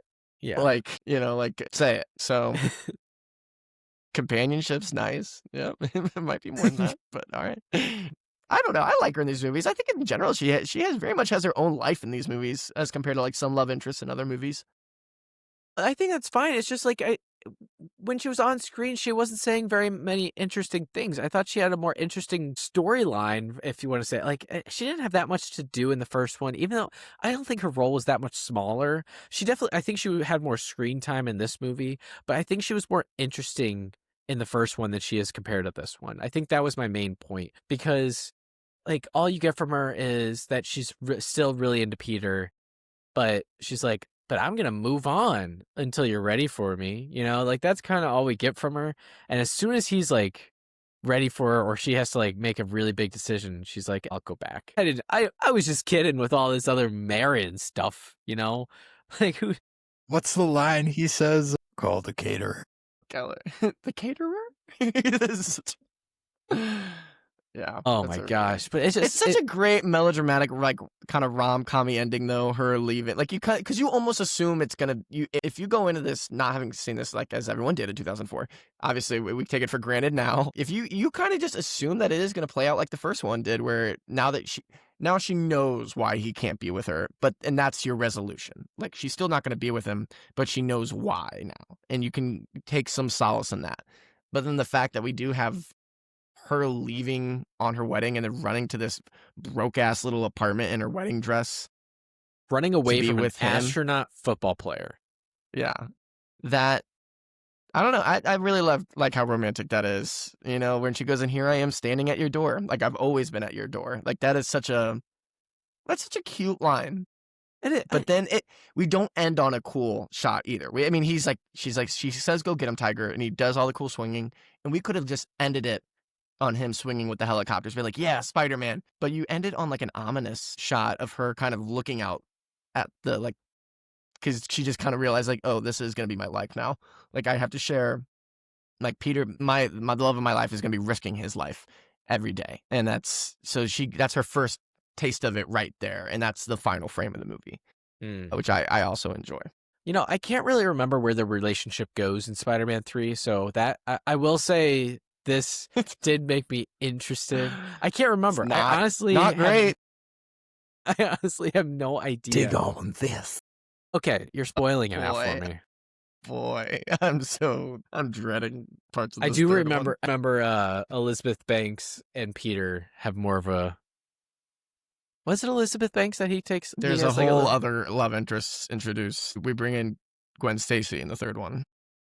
That's right. But yeah, I don't know. I think it felt like she took a step back. It felt like her character wasn't as interesting. I don't think she did a worse job. I don't think anything was on her. I just felt like a lot of like the stuff she was saying and the things that they had her character do just weren't as captivating. I don't know why that is, because I thought she was really great in the first one. I thought those two had a lot of chemistry. And so like trying to get them in as many scenes, having like these longer, deeper conversations, I don't know why you would try to avoid that, especially in a movie like where you're trying to talk about him blending, like trying to find this balance between his two lives now. And I think like a conversation that he had with his doctor was almost more interesting than most of the conversations he had with her, you know? And I don't think that's the best way of going about that with your main love interest. So I don't know if this movie was too crowded or anything, or if there was too much else to do that they just didn't have time to really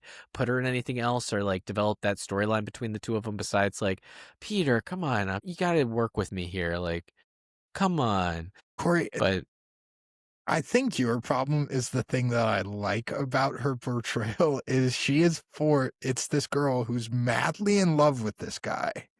She is ready to give it all up. The astronaut boyfriend, the Broadway life, she'd give it all up for him. She's not going to give up the Broadway life, but I don't know. But anyway, like, and she is not throwing herself at him because that's not her, but she's giving him windows, and most of what she has to work with is what he's saying. So it works for me because it's all her reacting to this awkward, like, boyish charm Tobey Maguire has that's not charming at all. Again, I don't think she does a worse performance. I'm not saying that at all. No, I'm saying like that's what the character has to work with. I mean, but then that gets back to writing. Like then you're giving a very strong actor, someone who is one of the highlights of the first movie, you're giving them less to work with. And if you have a really strong actress and you're saying like, let's just not give her too much and maybe she can make something out of nothing, I think that's irresponsible as a writer. Because at this point, they're writing this one knowing exactly who they have. I'm guessing in the first one, they were writing it not knowing who they would have. Like, probably had an idea of who they wanted, but it could have been probably a handful of different people, probably a vast difference of people. You know, there's probably an endless list. Did you just say vast difference? And so I think that's just irresponsible of them to do something like that, because I think she could have done more and it could have made the movie even better, you know? Like right to your cast's strengths. Like she is a strength, you know, and they were like, Kirsten Dunst is a great actor. Yeah. So that was really my only point. I didn't really have too many other things. I wrote down some quotes, but we've kind of gone over those scenes. I like the elevator scene at the very beginning when he just can't get off the building. He's like, Where'd you get that suit? Made it. Great. Yeah. Looks really rides up in the crotch. I do love the Bruce Campbell cameo in this one as well. It's Are we supposed to think that's the same character? Maintaining the illusion. He was supposed to be Mysterio. The goal was he was going to... one. Yes, but further down the line. That's why I don't think they were planning with each cameo to be like, yes, this is Mysterio. I think just eventually Bruce That's Campbell what I'm saying. Mysterio. I don't remember his cameo. I enjoy that one too. I mean, I enjoy them all. him being like, "Oh, tie your shoe. Oh, you might want to straighten your tie." Sure. What are The you doing here? condescending, yeah. The condescension of him leaning all the way forward, like, it helps maintain the illusion. Is very like he's just big manning Peter there in that moment. And then Peter complains about him later. It's like someone's got to talk to that usher. Like that's a lot of fun. I'll That is get fun. fun. I'll get fun. Okay. Well, Award on season that note- time. Apparently they're straight off course, and we're fairly certain they're in guerrilla hands. So why don't you use the regular army? What do you need us for? Because some damn fool accused you of being the best. It's my one thing. Just kidding. You just did the call Podcast sheet. time. I forgot to do podcast time at the beginning. Podcast time for podcast. Pizza time. Wanted to I do won the first podcast. last time, so Zach wanted to go first on this episode. So go ahead, buddy. I don't remember who I did on the last one. You guys tell me what your 2 MVPs last one, and I'll remember. mine who was Danny Elfman. And then mine was, oh my God, Willem Dafoe. I don't know why his name just escaped me. You know, you saying that reminded me earlier when you interrupted Cole again because you were making fun of how he interrupted me. It reminded me of that Yeah. part in Rick and Morty where Jerry was like, Willem Dafoe. That's who I was trying to think of yesterday. I don't remember what context it was, but everyone was just yelling something, and then he just yells Willem Dafoe. Damn, if you had Willem Dafoe, then who did I have? David Koepp? Did I say David Koepp? I think you did. I think I did. You did. Yeah. Can't that say checks him out. now. I would take the writer. What a conceited asshole like me. I'll go Danny Elfman. Yeah, I'll take him for this one again. Like once again, I think I mentioned it earlier. I'll say it again because I probably will cut the part earlier where I said it. When this movie just starts in with those violins over the Columbia Pictures logo, and then those bongos kick in, that is we're back personified. I think in music. That is, I said it last time, one of the best opening main superhero themes in any movie ever. And then, but even the quieter moments hit hard here, like those little moments where he realizes like the cost of what being Peter is, like, and he's having to consider if he really wants to do it, or like the more determined moments where he like, well, being Spider-Man. Cole, did you know what I mean? Did you know what I mean? Okay. Then everyone else did. So when he stands up through the rubble with the determination, the music there, or like when he starts doing the webs on the buildings to stop the train, like I can hear all these moments in my head how they sound, and that I just think like the overall score throughout this entire film, throughout this entire trilogy, it's a big reason why people have a soft spot for these movies and want to go back to them. So I'll go Danny Elfman for this one. He actually has, I think, 2 of my like top 4 ever superhero themes, because he also has the Batman. Or not the Batman from like the Tim Burton, Michael Keaton ones, which I think is another great superhero theme. Yeah. They play it in the line at Six Flags for the Batman, right? Nice. A lot of fun. Cole, you can go next since you went first last time, and you're going to go last next time because I'm going first next time. So you can go I'm gonna second go today. Sam Raimi.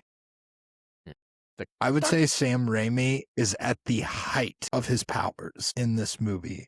The horror aspects are great, but there's seamless transitions. The way he's doing some of these more awkward scenes, the heartfelt scenes where he lingers, the Robbie sequence, like that one, just like Robbie holding the thing to his heart, like this.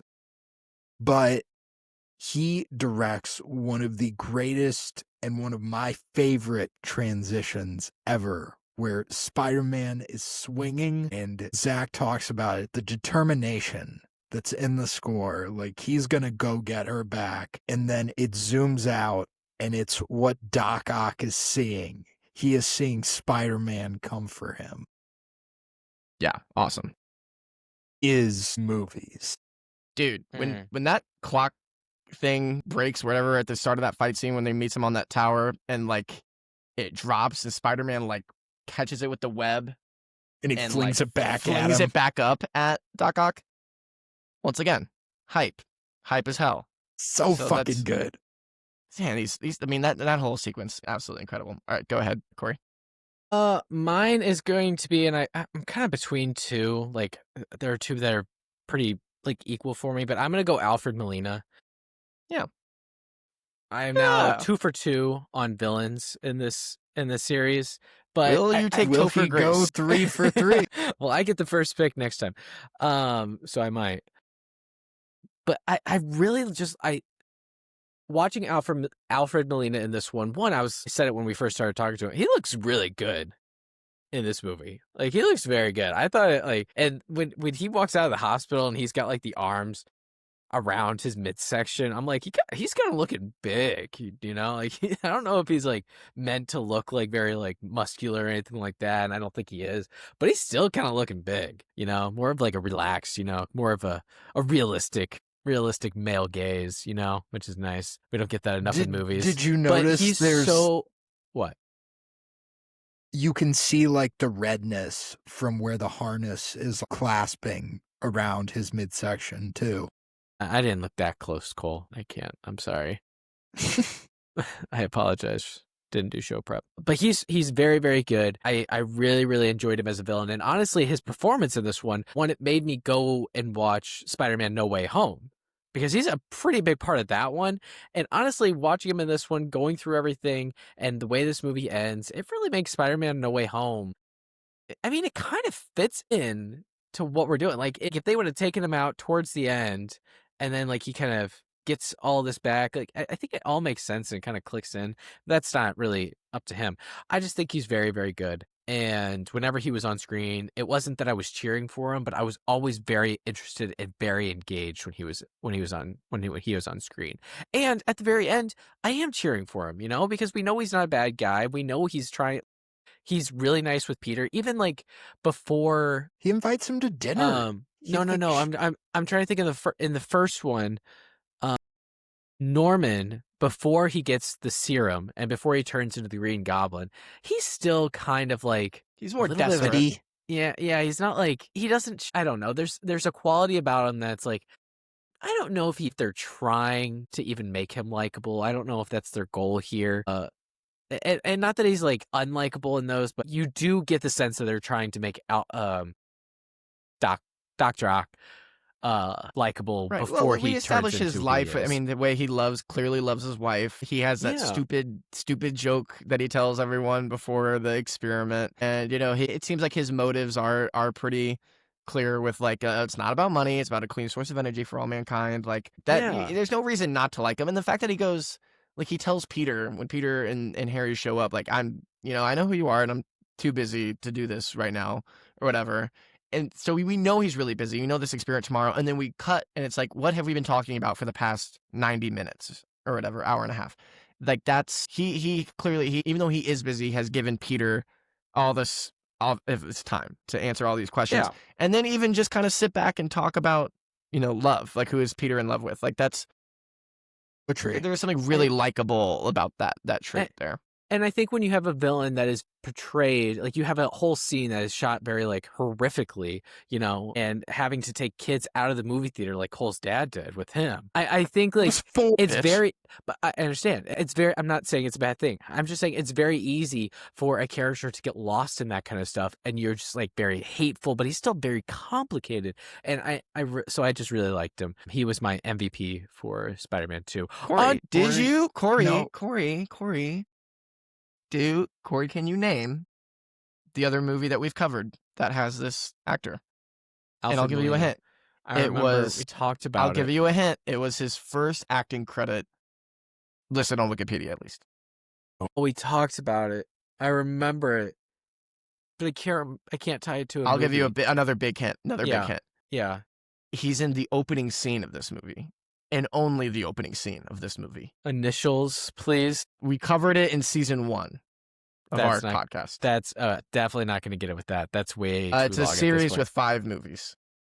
Okay. It's a series with Harrison Ford. That's right. Raiders of the Lost Ark. Truly. Yes. I remember. That is it. That is ding, ding, ding. Winner, winner, chicken dinner. Did want to say something just to add on to your little thing about No Way Home. There's that moment he has with Peter, like his Peter, where he goes, "Peter, my boy, how have you been?"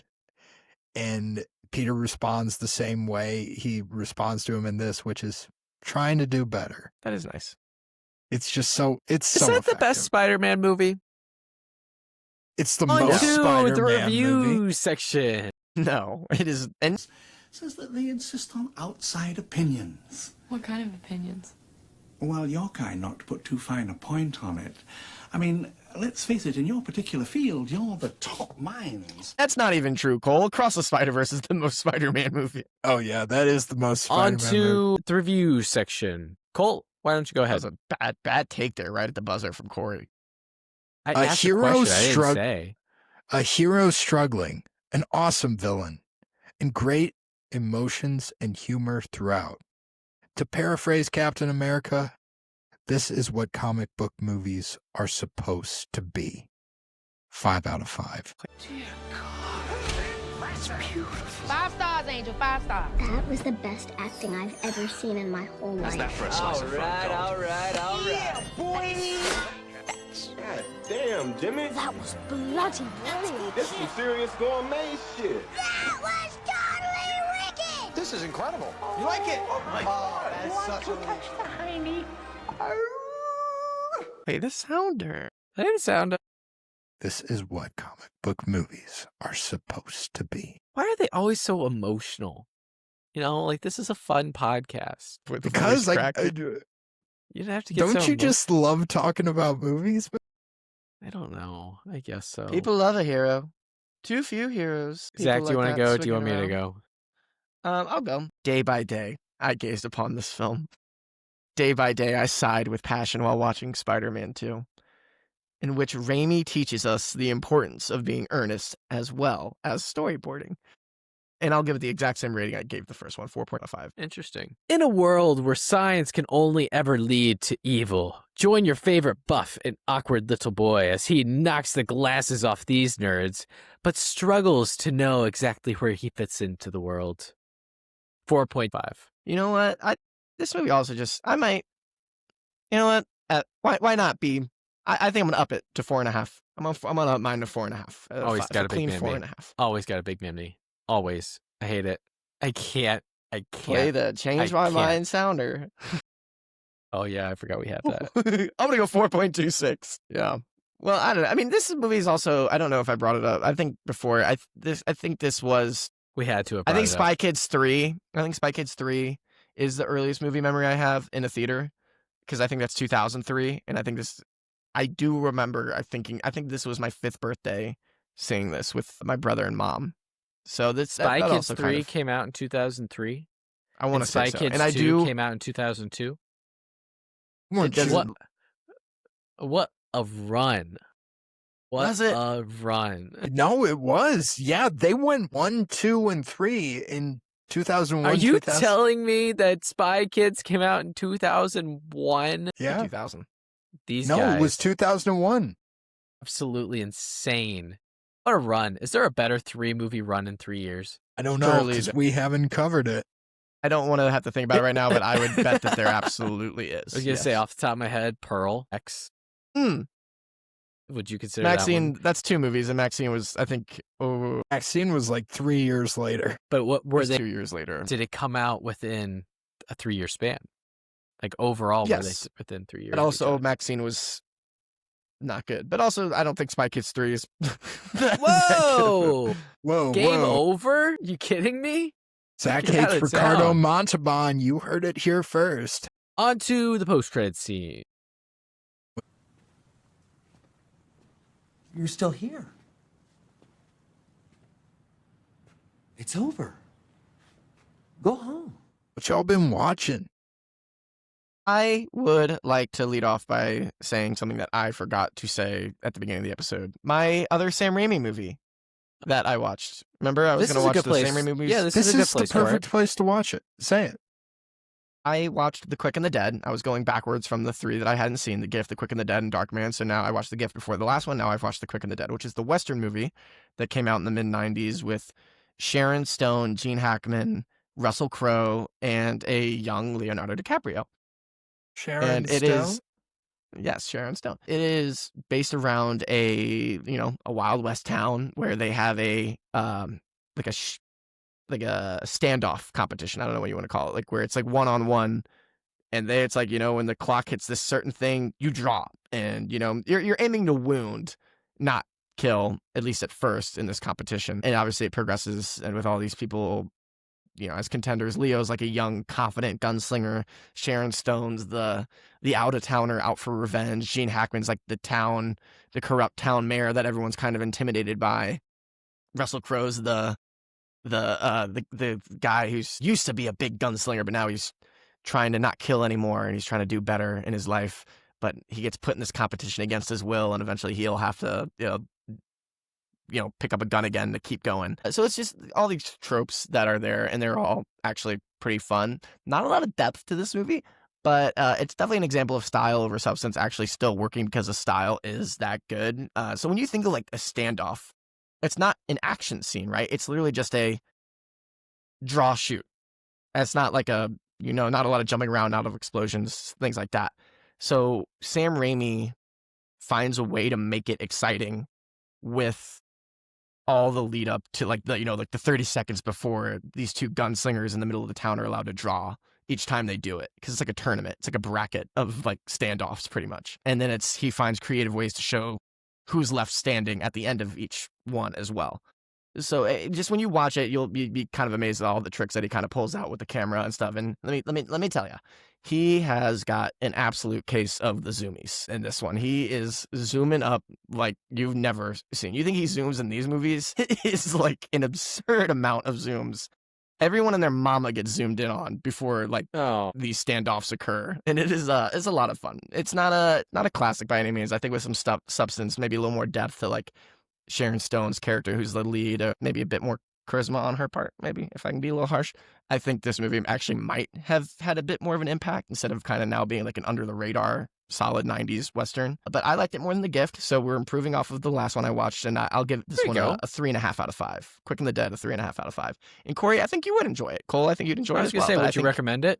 Where is it streaming? I would recommend this one. I would recommend this one definitely more than The Gift. I think for most people, The Gift, unless you're a real Sam Raimi head, you probably don't need to make that your movie of the weekend. I think Quick and the Dead, though, is a really fun kind of quick movie. I think you'll both like Darkman a lot, Zach. Well, I am real excited to watch Darkman. I also did rewatch Oz the Great and Powerful. That is a tough one. That is a tough set. It is also good. Army of Darkness for kids. So did you for kids? Do you take my point in that like the CGI looks like there is something that happened? It is something. It does not look good, and it is like it's coming off of Alice in Wonderland, which is also another movie that's pretty much the same type of. We're dropping someone into a fantasy land with all these CGI backdrops and zany characters. Wonderland looks. Alice in Wonderland looks a little bit better. Yeah. And that's why I think that movie's maybe a bit better than this one. I don't think either one of them are that good. I mean, there are moments where you get glimpses of what a Sam Raimi movie set in Oz could be. Like, I think the first time the Wicked Witch shows up to like this friendly town of Oz citizens, she doesn't have a broom yet, so she's not flying around, but instead she's like just like floating towards people really fast. And that part actually is a little kind of eerie. And I think if there was more of that type of tone, I think that this movie could have worked better. It really is, though. Army of Darkness, Corey, is Evil Dead 3, and this movie just follows that template, except for kids, almost to a T. But Army of Darkness is just way more fun. So, but nice. Not great. But yeah, we'll be watching Darkman before Spider-Man 3 episode. And I'll probably try to rewatch For the Love of the Game as well, just because I probably need a refresher on that. But you don't. I mean, if I want to give an earnest, real, like Sam Raimi ranking, then I'm not going to just be guessing. Got to maintain my movie franchise podcast integrity. That's right. Did you just look up a picture of Sharon Stone? What was that? I just looked up the Mizzou score. Kicking their ass?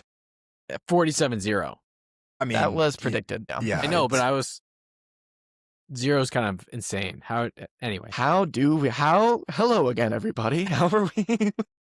How do you do?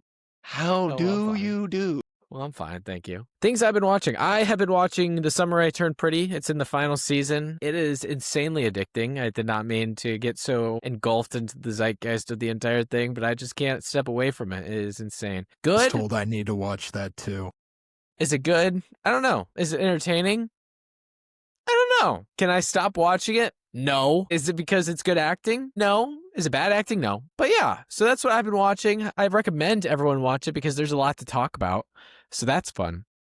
It's all over Twitter. It's all. It's a conversation piece. It's breeds conversation, which is good. Nice. So yeah. Anything else that I've been watching? I watched the new. I'm back into my Star Trek era of things, but Strange New Worlds, right? I've moved on to the new shows, so I'm on the last season of Picard. Strange New Worlds that got canceled. I really like Strange New Worlds, though. I'm actually pretty upset that got canceled. And then I'm going to get into the other ones after I finish those two, because I think Strange New Worlds, the last season, or this season's about to come to an end. They might do one more, but I don't know. We'll see how this one ends. But I don't think it's not lasting too much longer. Other things, movie-wise. Oh, I'm watching No Way Home right now. I didn't finish it before this episode. When I was watching the Spider-Man 2 afterwards, I was like, you know what? I wanted more Dr. Octopus. So I put that on. Surprisingly, not streaming on Disney Plus. That pissed me off. I had to rent that one, but I was like, you know what? I really, really want to watch it. So you know what? I am going to rent it. And I called them fascists and I sent them $3.99. You showed them. I don't know if I did. I feel like they showed me. You know, maybe we should save this for Spider-Man 3, but I'll give you a little tease. I've seen Spider-Man 3. I've seen Spider-Man 3. I like I don't No Way remember Home. a lot I from do it. like No Way Home. I don't know if it's making my top 5 Spider-Man movies. Of what? Like, there have been 3, So I listened to a 6, 8, 10. podcast. There have been 10, including the Spider-Verse movies. I listened to there was a movie podcast I listened to a while ago. I think it comes in at like number 6 for me. They don't record anymore. They've stopped for about 2-3 years now, so we kind of picked up their market. But they were really good. I really liked them, and they covered a bunch of the Spider-Man movies. They didn't cover like all of the trilogies at one time, but I think they covered Spider-Man 2. And then it was recommended for me to watch their Spider-Man No Way Home episode. So I was like, okay, I'll put it on. I put it on, and one of the hosts, there's 3 white guy hosts. You know, it sounded very similar to us at that point, you know, but they're from Canada. Gross. But he was like, this might be the best Spider-Man movie. No, Spider-Man No Way Home. It might be the best Spider-Man movie. I mean, our friend Jake Thompson dropped the 5 on it on Letterboxd, I think, when it came out. I mean, you guys are saying it like it's bad. No, but I don't think it's just bad. not the I think best it's got, Spider-Man I do movie. think it has glaring problems, more glaring than other ones. That I think it's got. Yeah, whatever. We'll talk about it. I don't think there are probably 2 Spider-Man movies, maybe 3. I can't say that I love. Like, I love every other Spider-Man movie. There's probably like 2 or 3 that I don't Name really. them. Don't be a coward. Name them. Well, Amazing Spider-Man 2 is definitely in there, and I have a hot take. Well, we'll get to that. I think Amazing Spider-Man 2 is better than the first Amazing Spider-Man. Oh, I think the first Amazing Spider-Man is my least favorite Spider-Man. Also watching the Andrew Garfield ones too, because this is just making me want to watch more Spider-Man. So maybe He's a cool character. He is a cool character. He's so maybe we do cut this and we add that in. So prepare that for next time. You don't have to watch them, but come prepared to talk about them. Okay, I'll have good. all 10. I have all 10 of mine ranked on Letterboxd after No Way Home came out. I think I ranked all 10. So I'll have that ranking. Sorry. You can do that one. That would be a good one too. Well, thank you for joining us again on this episode to get a load of this. I thought you did. No. My God, talk, man. You're interrupting people for his hot takes all the time. So I watched Peacemaker, and then Cory and I popped on a little YouTube show to talk about it. The MCU Bleeding Edge. Yeah.